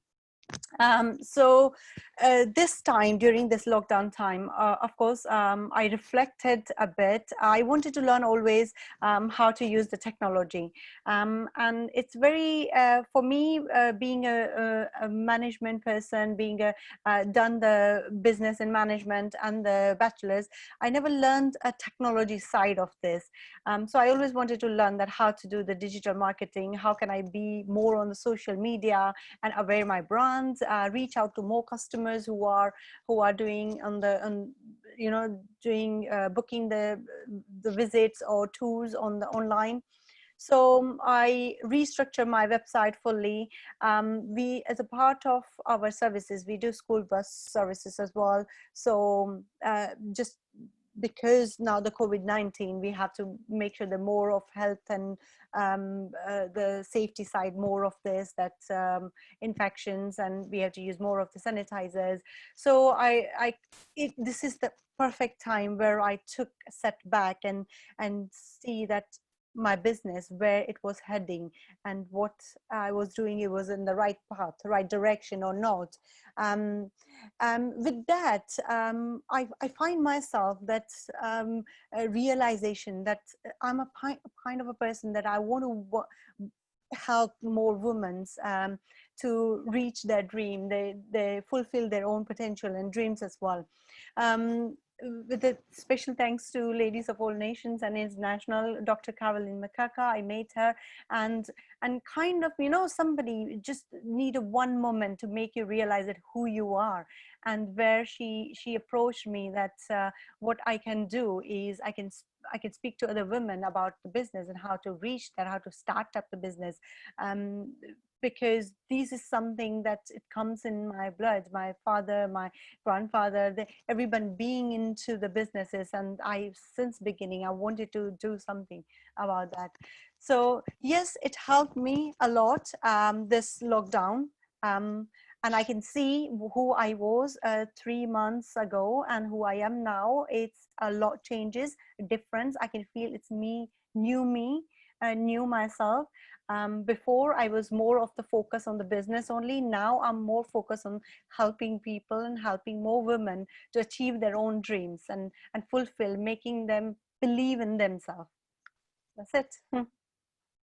That's amazing. I really love that. Now, I would like to ask you and Farah as well, because you both work in, I can feel that you both work in more interactive environment, and you're always working in also male-dominated industries.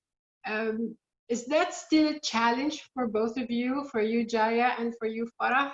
We're in 2020, it's almost finished, and we're still talking about men and women. Is that still valid? I will let Farah to answer first, and then I'll jump on the answer.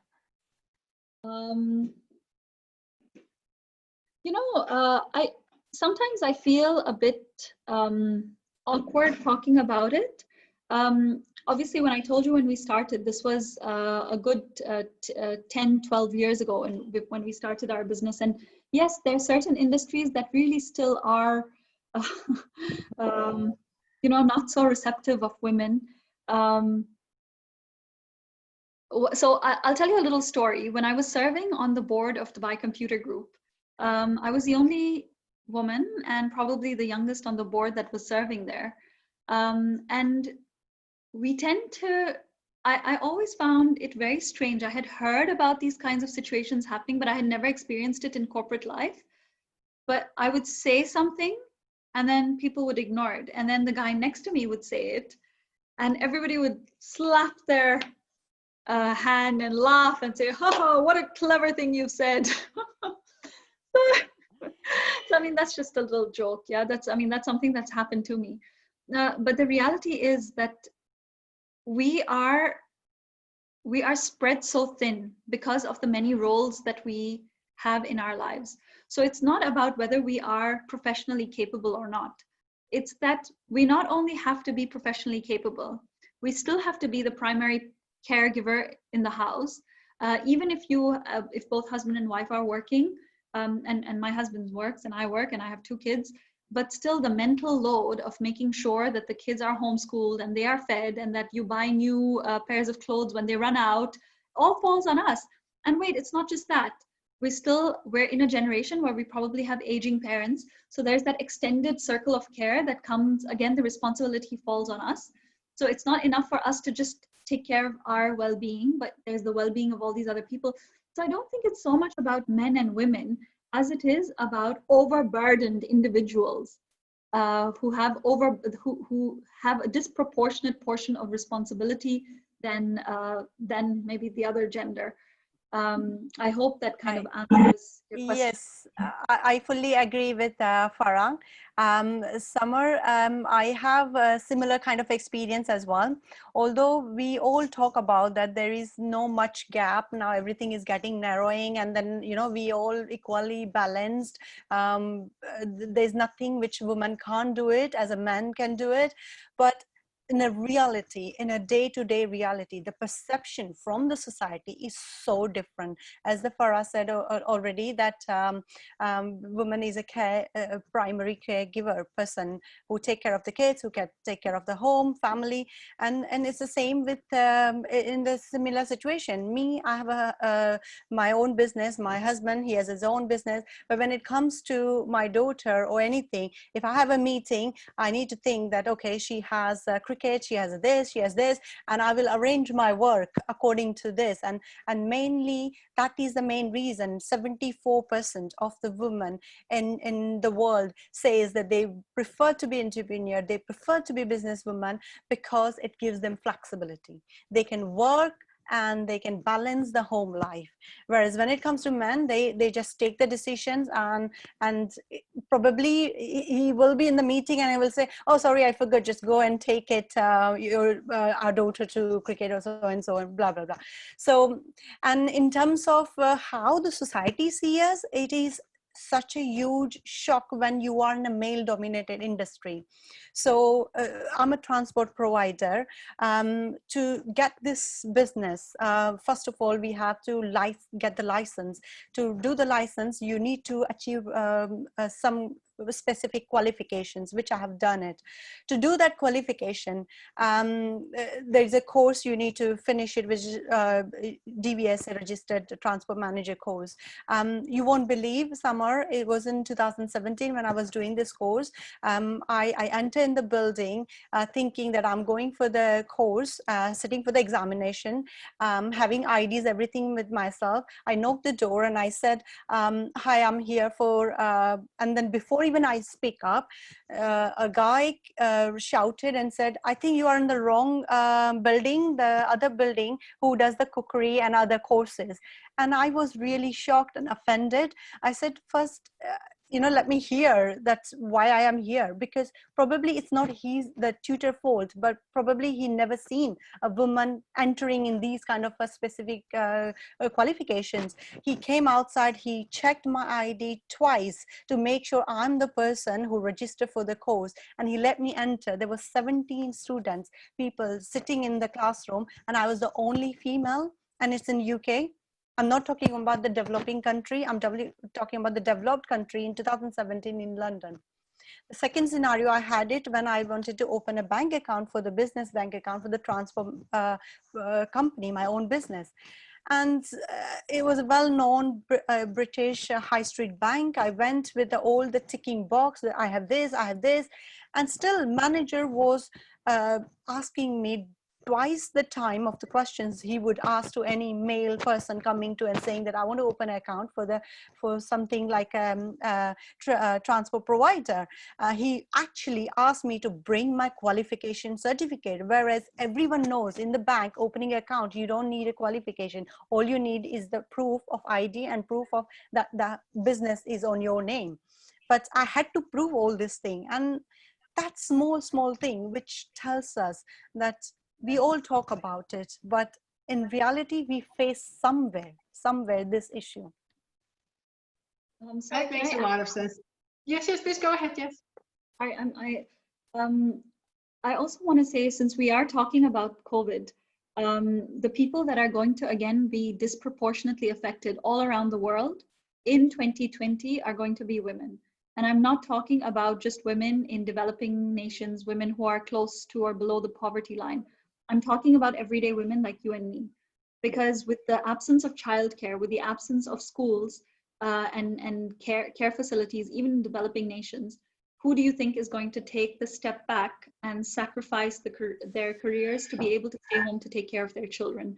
And in places like the UAE, at least we still have a culture of house help. But you know, as you move further west, like in the UK, where daycare is a huge source of strength for women who are going to work. So I think again in COVID, women are going to be once again economically hardest hit. And this is something that I don't know the scope of this problem, and I don't know how we're going to address it.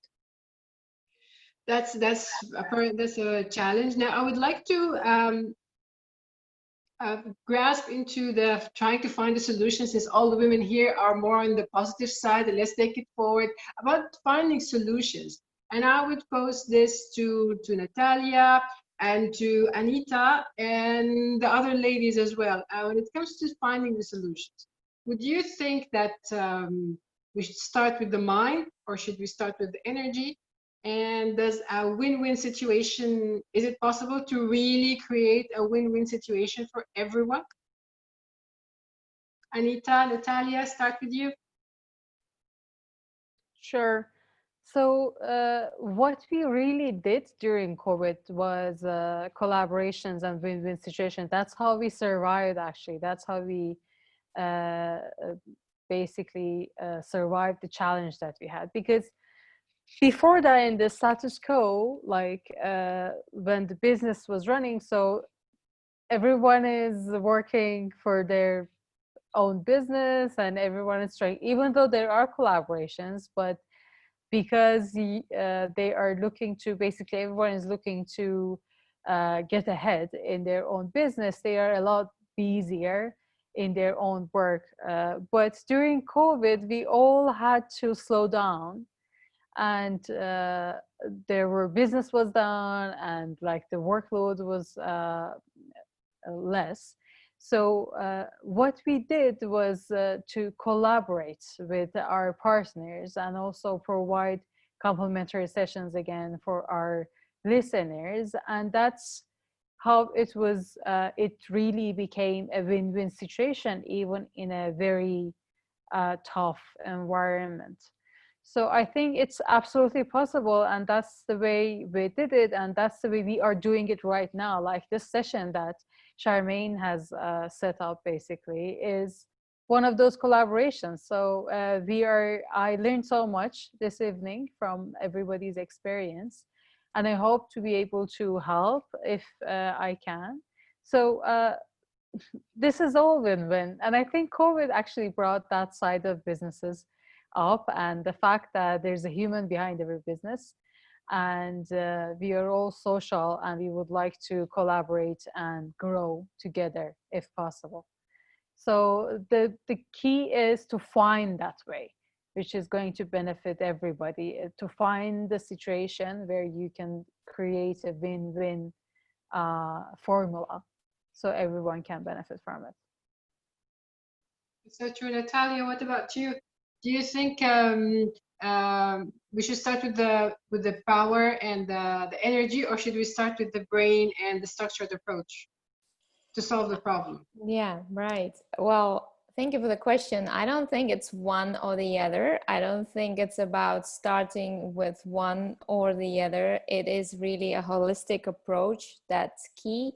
And I realize the difficulty and tremendous challenges that working women face in this situation and time. I also met a lot of and worked with the male leaders and entrepreneurs that have their kids at home and are going crazy just like women do, and they also have the need to connect, point one, to their heart, and point two, to their mind. And the mind is a very powerful tool. So what it does, it can set you on the right pace to choose to control the emotions, to understand emotions, to control the emotions, to be aware why things are happening, to accept what is, and to understand what to do with it, and to respond rather than reacting. And that all comes from the mind, the knowledge that you have the choice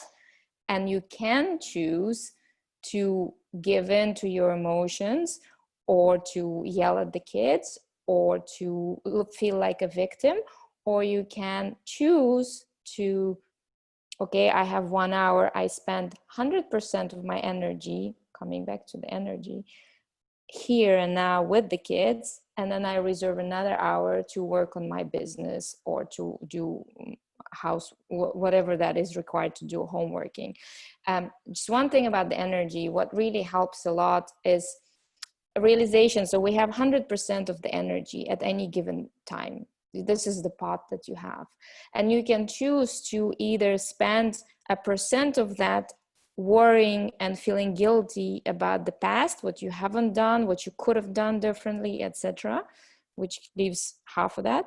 Or you can spend another half of it worrying about the future and being fearful about the future. The problem with the fear, it's not real, because it's the imaginary made real, because it will not happen. What will happen is that if you're here and now, and you're not dispersing your energy into the past and into the future, you have 100% of energy you can spend. And that's that 100% engagement and mindfulness everybody's talking about.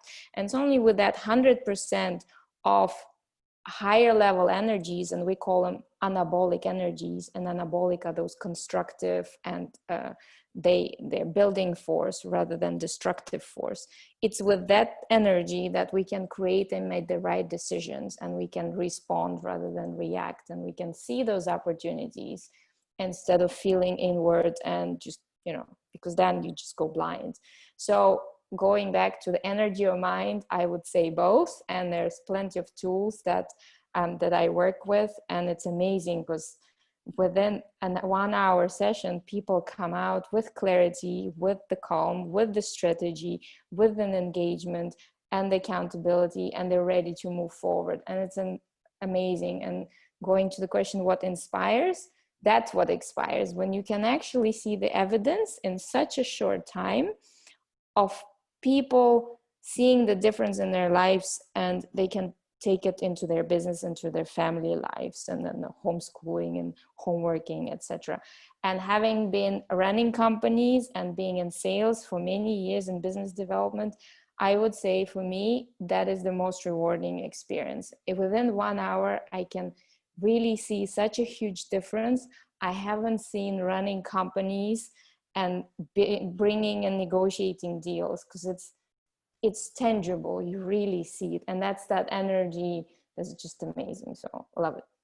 So both. That's amazing. I think we can all relate to the idea that both the mind and the soul are powerful tools and energies, and it's up to us whether to tame them, and how strong we are and capable we are in controlling our own mind and our own soul. Really impacts everything that comes out of us.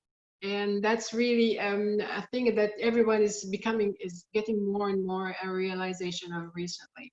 Now, I would like to move on to something else, and I would like to pose a question to Lily and to Shamila, because both of you, from what you said, you sounded like you had so much in your hands together, like juggling so many things at the same time. Now, I would like to ask, in times of pressure, were you able to distinguish between a responsive act and a reactive act, or you just went on with it? That's a very good question, Samar. So what I've discovered while being here is that I felt like everything was meant to be. Like, I don't know if you've ever felt that way, any of you, that you're in the right place. I never felt, how to say, like, sure, I was afraid sometimes. I was, I could see some people were struggling to pay rent. Some people were struggling to pay their normal installment or payment or whatever it is that they had promised. And sure, that did affect me. But it felt like I'm in the right place because I had to go through a journey where, like, I've always done things in collaboration with Harry, with my partner Harry, and I've run everything through his business. And during the quarantine, I was able to open my own bank account and to start, getting my first, 50,000 pounds client from here, and to have that come into my account as opposed to his, it just gave me that feeling of independence. And I don't have to have his business to run everything, like I can do it on my own. And I've been running everything before through his business, and it just gave me that freedom. And so for me, it wasn't really a reactive thing. We were always proactive. We're always building relationships.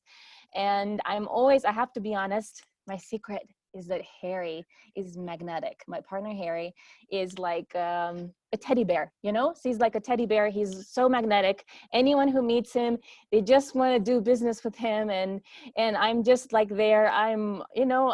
For me, it takes me a little bit longer to connect with people. So his emotional intelligence is just off the charts. I have never met someone who is able to, within seconds, to meet someone and to create a connection, whether it's a cleaner, whether it's the director of a large company, whether it's a billionaire. I never met anyone who was able to have that kind of emotional intelligence to create so many connections in such a short space of time. And because I'm leveraging, you can say, his magnetism, then that's how I've been able to, attract more people to my business as well. So it's great to collaborate. It's great to have a team. And when you have a team to back you up, like for example, right now I have Brox in the background who's helping me put these images together. Without him, also, I would struggle, so he's just one of the people that is helping me. And thanks to him and thanks to the other people from my team, we were able to kind of reinvent ourselves really quickly, because before we were not really doing online courses. We were not really doing webinars and this kind of thing. And now we're doing it every single week, a couple of times a week. Plus we have other congresses. And we've organized one congress. It was so good that the Ministry of Peru decided to give us this award, like the Lion Belt and whatever. I can't remember exactly what it's called. So it all became possible because of leveraging emotional intelligence, because of being proactive, because of trusting your journey and being happy and continuously building relationships. So even while here, we've had so many people, doing business with that, even from just online, right? So just some people had never met us in hand to hand sort of thing, face to face. And they started becoming attracted to us because of the image that we have online, because of being authors, because of doing online courses. And so many more doors start to open for you when you do that, when you are proactive, happy, you have your energy high up and your smile and you're kind. And another thing that Harry does that I've noticed is that he always gives first. He always makes sure that the other party wins first, even if it's a loss for him. He always does that. So because of that, he builds long-term relationships. And, we're building something like Shark Tank, like Dragon's Den, like a TV show that is going to start soon as well, because of that same concept, always letting the other party win first. Now, That for is me, I have never... Yes, please go ahead. Yes. Yes. For me, I've, woman or man, I've never felt like I've had any sort of disadvantage because I've always taken responsibility for the situation that I'm in right now. You know, if something didn't work, I always said, you know, I just have to get better. If Harry closed better deals than me, I just always took it that he's better at just selling himself, at, you know, presenting himself in a better light. And he's always been more comfortable doing that than me. For me, let's say if I achieve a big elephant, I'm going to talk only about a mosquito. And I think a lot of women do the same thing. They play down what they do. And when you do that, what happens is that you attract less opportunities to you. And I think that the more you speak, the more you know, as you become an author, as you share your course online, as you talk about yourself and your courses and what you can offer on social media, what happens is that people start to see the caliber of person that you really, really are. And I think as women, we are many times uncomfortable to talk about how good we are. And the truth is, I am better than Harry. I'm just going to tell you right now, I am better. I'm way better. That's the bottom line. We're Yeah. better than them. We're better than them. Okay, this is recorded. And I'm So we're funnier gonna get as well. into trouble with that. Sorry, Charmaine. We're all equal. I think we all go for a win-win-win-win to everyone. And I really love your approach and your ideas that you can offer what you can and give it time, and whatever you throw to people is gonna come back to you in full. So I'm pro, and I totally support your ideas. Like, okay, give something if you can, and see maybe something is gonna come out of it. Now, my question back to Shamila is that when you're managing all of these critical situations, were you reactive or responsive? I think it's a mixture of both. I'm going to say I was more proactive. And I think, you know, COVID has taught us to prepare for worst case scenarios. And I think, you know, especially when it comes to business, it's about focusing on business continuity plans and just realigning, rebuilding, and navigating towards what's relevant. So, you know, I would want to give people advice and say, grab opportunities, because you will never know until you try, and, you know, focus on where your passion lies, because that's important as well. Because at the end of the day, you want to have fun doing what you're doing and trying to make money or earn money. So it's important to have fun while you're doing it. And I always use the term, you know, you should have some time to play. And in saying that, I always believe that it's important to have a balanced lifestyle. So, you know, focus on yourself as well. Give yourself some me time. For example, I take daily walks every other day just to get my mind stimulated and just to get out of the house and get into the eco environment. I think that is so important for us to get that fresh air as well. So that has helped me mentally to become stable. Because we don't have the gyms that are open now. So I think, you know, just to refresh your mind, exercise, and something else that I've done as well, I've upskilled myself in the kitchen where I started making bread. So I've become such an expert in bread now. So there's so much that we can do to actually keep stimulated and keep our minds active, just not, you know, boring ourselves down to just mundane tasks and just work all the time. Just balance your life, you know. I always think of Coca-Cola, for example. In the first year, they sold 25 bottles of Coca-Cola, and that should be inspiration for everybody. You know, Rome wasn't built in one day. You need to actually now go out there, focus, and follow your dreams, follow your passion, and one day you will be somebody big out there. And then I also go, I'm going to backtrack to upskilling yourself as well in terms of education. You know, as Nelson Mandela said, education is the most powerful weapon you can use to change the world.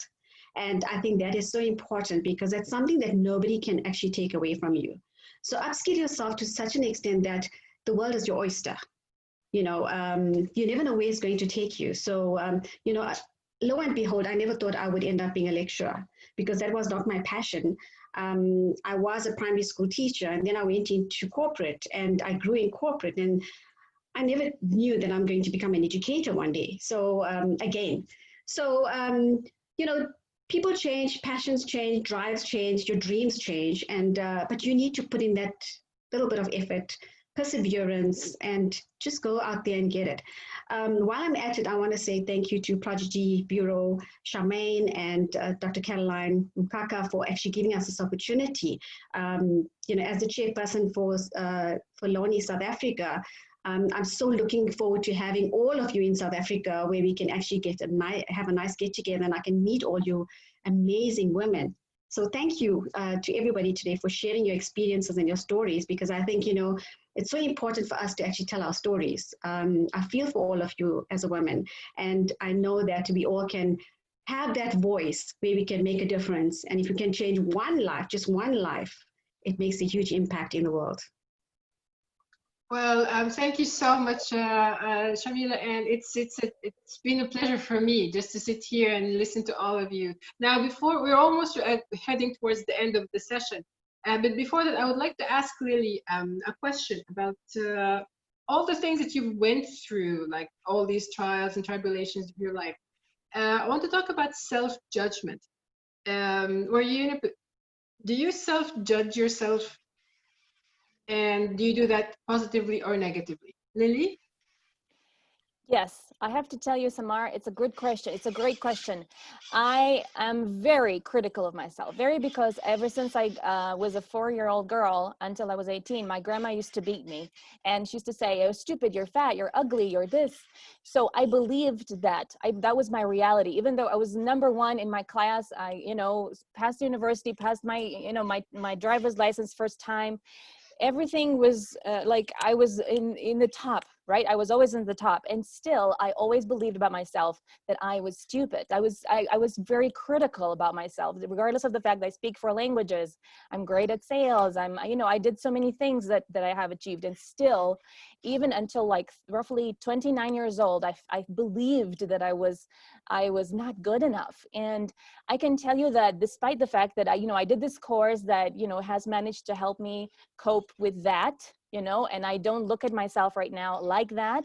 Sometimes when things go bad, let's say I don't know, if let's say if a client was to tell me, "Oh, but I don't like this book cover that you did," or whatever, in that instant I feel like, oh my God, I'm not good enough. The truth is that like all those things that are critical, they come back to me and to haunt me, to say, "Oh, but the truth is that I'm not good enough, and I don't know how to do things, and I don't know enough," and all those things come back in a split second. But then what I do is that I shake that off. I shake it off, and then I reaffirm the truth. What is the truth? The truth is that I'm extraordinary. I create amazing results for my clients. I deliver 10 times more value than they asked for. I'm extraordinary. I'm amazing. I'm great.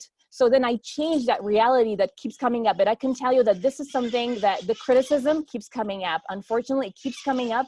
And every time I have to just punch it in the face, just say, "No, it's not true. The truth is," so I just keep changing the truth. And this is the self-doubt and the self-criticism is something that has stopped me from doing so many different things in my life, and including doing videos. Like every time I do a video, I post a photo. Sometimes I post it and then I think, "Oh my God, but it's actually, what was I thinking? It wasn't good." So sometimes I delete it. Even now it happens. But the whole point is to keep trying to, reaffirm what is the truth. And this is something that you can do if you ever come up with the idea that, maybe I'm not doing things as I should, And to develop your own narrative, I think we're all about stories, and it's the story that you tell yourself. Now, Lilac, are you with us? Lilac? Yeah, hi. I'm sorry. Sorry, you're being quiet in the background. Now, I would like to ask you the same question. I'm listening because it's amazed me that there's so many powerful women in this tiny group. So it's giving me so much amusement. I admiration to all of you. It's my first time to be in a webinar like this.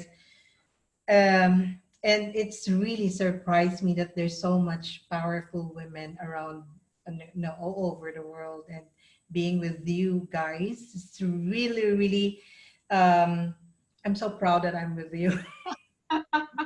I'm so proud personally as a woman to be in the company of such great Yeah, women.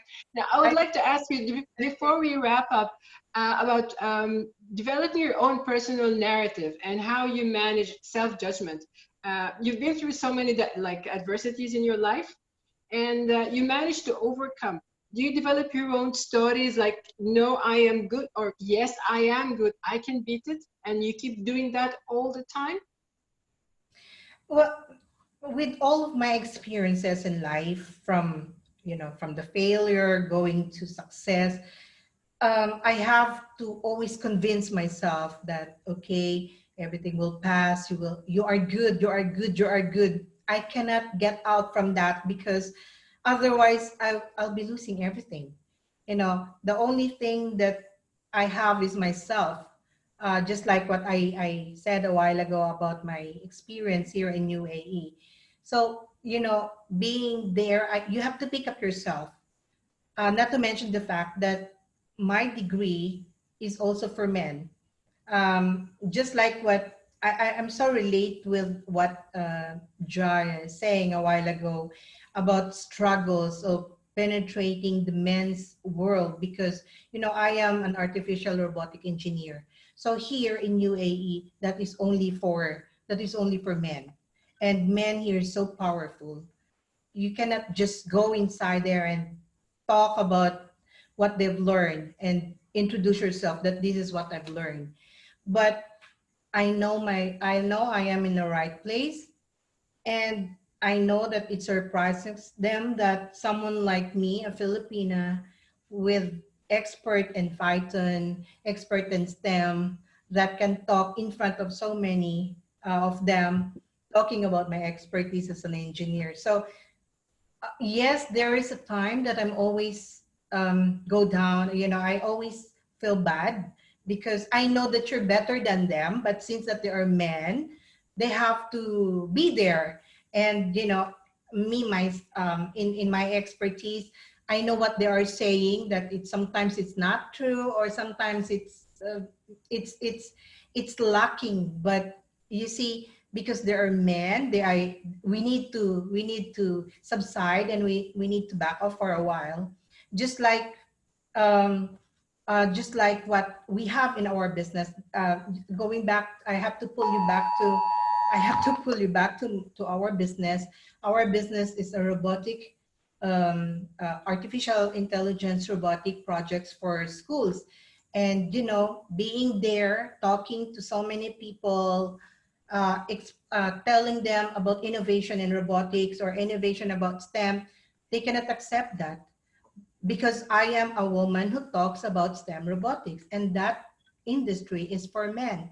So, however, because maybe because my name is not a Filipino name, because my name is Sean Bird, and they thought I am a European. Note of that. So I started to penetrate the industry.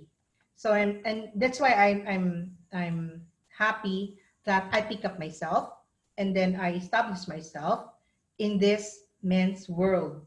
And someone like me, I am there alone in the industry, working with the robotics expert of UAE. Now, our business embraces by local schools, and especially the robotic projects for STEM curriculum. And the cut homeschool education right now is also expanding for foreign students, not only for Filipino. So with that, I am very happy because that is that I am carrying that aside of my husband, who's guiding me what to do, what are the things that I should say, what are the things that I should do step by step.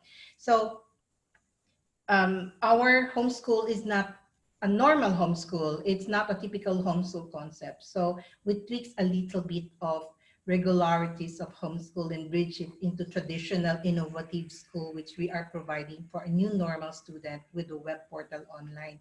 So that is the one that we are doing right now. So again, I have to pick up myself. Even I feel low, I feel disappointed because of the tradition and society. But however, you know your capabilities, you know your abilities, you know your skills, and that is the reason why you're still standing because of that. I love it. Thank you so much. Thank you so much, Lilac. Now, ladies, we're actually a little bit over time, but if I can borrow 10 more minutes, Charmaine, just to wrap up, if you would allow me.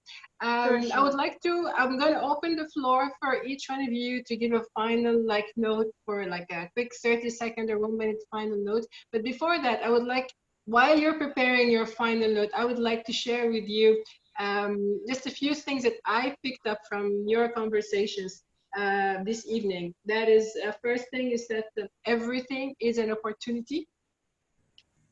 Don't be afraid to go in a place where no one else has been there before.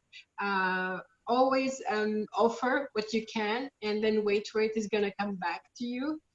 Keep an open mind. And the lessons I've learned and the notes I have taken, I have like 4 or 5 pages. And I think the conversation can continue for a very long time. And now I would just like to open the floor for all of you to say a final word. And before we wrap up, who wants to start? I can go. Let's start with Jaya. Yes. Can everyone hear me properly? Yes, Jaya, go ahead. Great. Okay. So the final words, I would like to mention the 3 things. The first thing is the daily gratitude. The research finds that feeling grateful it boosts the happiness, it fosters you both physically and psychologically.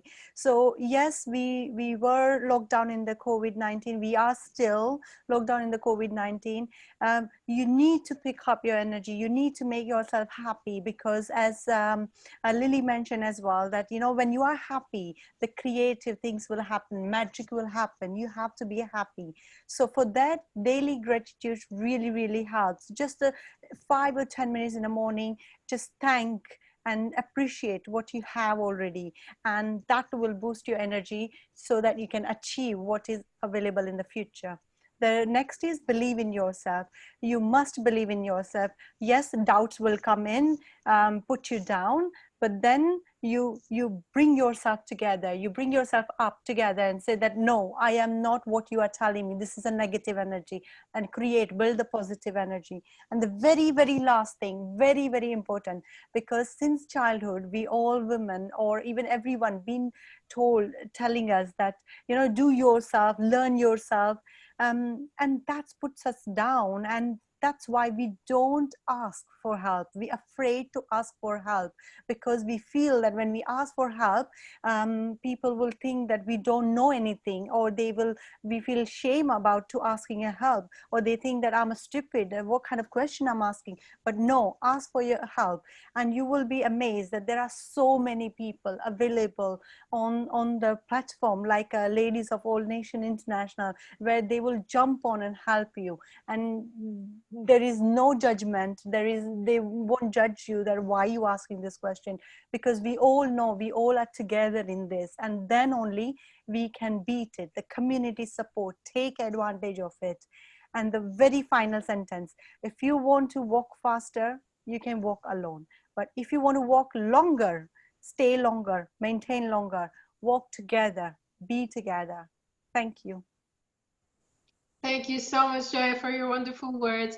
And I would like to open up for another one of you ladies to say her final words. Should we go with Natalia? If no one else wants to speak, sure. Thank you very much. I'll go with the order of introduction. All right, perfect. It's easier like that. Yeah, I think we've said a lot, and it's all the amazing journeys, and that's the power within of everybody that really brings them where they are. And what I would like to say is, and have an intention. What helps me and many people is to have an intention daily, daily can connect, can connect, can connect, can connect, can connect, can connect, can connect. I think your connection is breaking. How is this? I've heard myself like 20 times for the Sorry about that. It's working now. Yes. Perfect. So the intention, why are we here and who are we exactly? And with that in mind, and we talked about women and being caretakers as primarily mission in life, possibly, don't forget about, like in the airplane, once we get to the airplanes, that put on the mask on yourself first and then on the child. You cannot make other people happy if you're not yourself. You cannot create and grow and develop and see opportunities if you're not connected with yourself and you're balanced. And it's not about being selfish, it's not about being judgmental, it just is, because you cannot give the love if you don't have one for yourself. The glass it has to be full, and you have to see the world as it is, and enjoy and dream. Most important, never give up on the dream. Dreams do come true. So thank you so much, Natalia. Thank you. Now we move on to Anita. A final word from you. Yes, sure. First of all, I'm sorry I had to, where am I? It's close to 11 p.m. I had to turn off the lights. I'm next to my mom, so I turned off the camera. So my last words would be continuing to Natalia's advice on like dream and dream big. I would say, and continue working for it, self-develop. It's the biggest investment you can do. Get coaching, get help, get mentors, and become a better version of yourself. That's the best kind of investment you can do. That's all, and thank you. Thank you so much, Anita. Thank you. Lilac, closing word from you.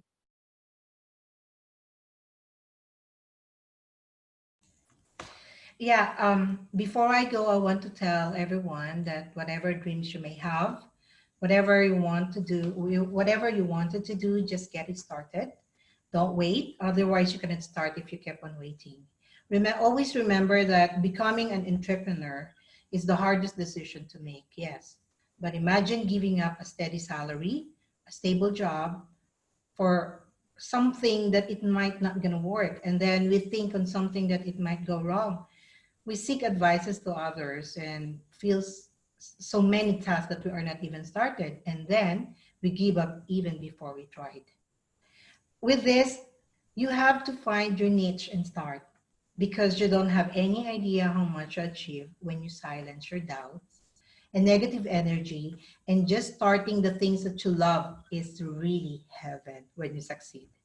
So you have to give yourself a chance. Stand still, don't give up, and you can do it. That's all. Thank you. Thank you so much, Lilac. Thank you. Such wonderful words. Farah, final words from you?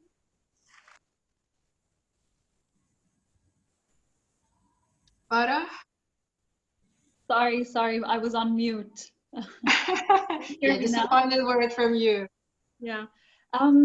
So I think that everything just comes down to how we can preserve our sanity. And I want to echo everything that I've learned, that if we're whole, we can make everything around us whole. So I think my key learnings from today's session and from the entire COVID experience has been do whatever it takes to preserve your sanity. Yeah. I can relate to that personally in a very specific way. Shamila, final word. Sorry, I just want to say thank you to all the ladies here. I'd love to connect with you. You're all so wonderful. And thank you, Charmaine, for the opportunity. This has been truly what I needed at this point. Shamila, final word from you? Wow, so much of inspiration today.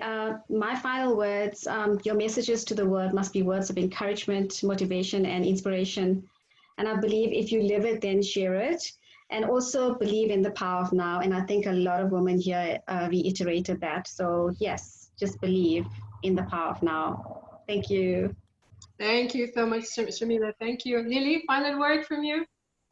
My final word is to look at this COVID period as an opportunity to turn your passion into a product, into a book, into an online course, into a membership. And it's your time now to get paid more, to shine, and to really live the life that you've really been wanting to live for a long time. It's time to trust your journey. It's time to really believe that you can do anything as long as you really see the opportunities that are in front of you. And there are so many. That's all from me. Lily, I love your spirit and I love your energy. It's like, women, I want you to have money in your bank account, so go out and get the money. I really love that. And I really hope that all these women are going to continue to be independent, powerful, and strong. And we're over time, and with that, I would like to wrap up this session. And before that, I would like, first of all, to thank Charmaine for setting up such a wonderful platform. And thanks to all the guests for your time, for your patience, and staying with us for all such a late time. It's been a pleasure and a privilege for me personally to be in the company of you. And I had three sisters. I have three biological sisters, but I think now I have much, much, much more. I am such a rich woman now with your sisterhood.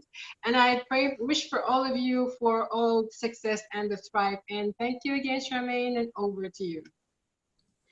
Thank you, Samar. First and foremost, I would like to thank our hosts for managing and moderating our session very smoothly.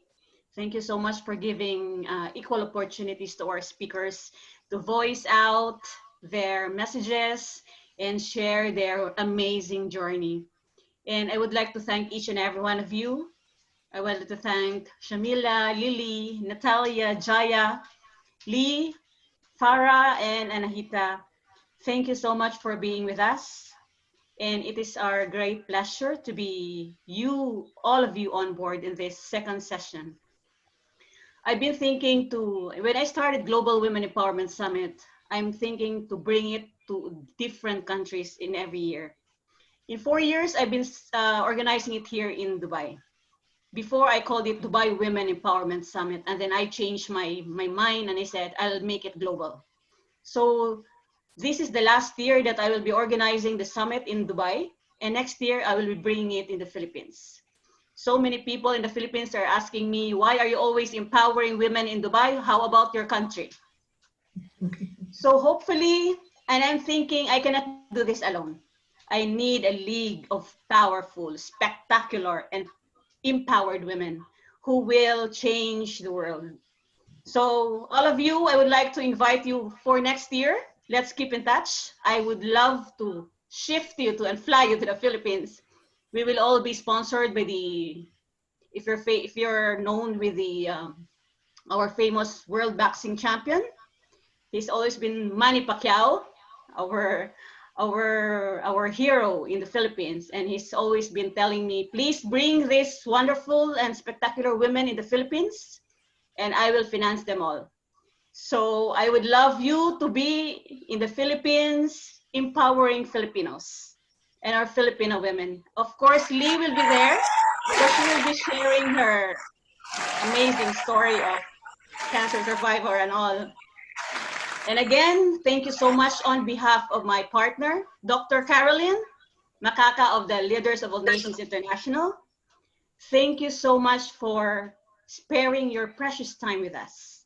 And without much ado, Buki, thank you for Buki's with us at the backstage, doing all the recording and all.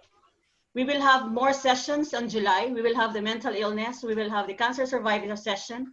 We have the All Black Women Lives Matter, and so much more. After the session, we will have the passion for fashion. And Natalia, please keep in touch. Anahita, for our coaching sessions, I would love to promote your advocacy on coaching our women and beyond. Sure, absolutely. Looking forward. Thank you so much and have a good night. And for all women and mothers who are with their kids and are thinking how to handle them in their homes, please remember that my kids are miles away from me and I cannot sleep anymore thinking about them because I have two frontliners and I have three little ones away from me, and I don't know what they're doing with their lives now. So I hope that God will look at them. And thank you so much, and I love you all. Thank you. Thank you so much. Keep in touch with each other. Our Yeah. session will not be stopped here. Please reach out to each other and we will all keep in touch. I will see you all in the Philippines. Yeah, by God's grace. Take By care. God's grace. Thank you. Bye, Have a everyone. great night, everybody. Have a great night. Thank you so much. Bye. Bye. Bye. Bye. Bye. Bye, everyone. Okay.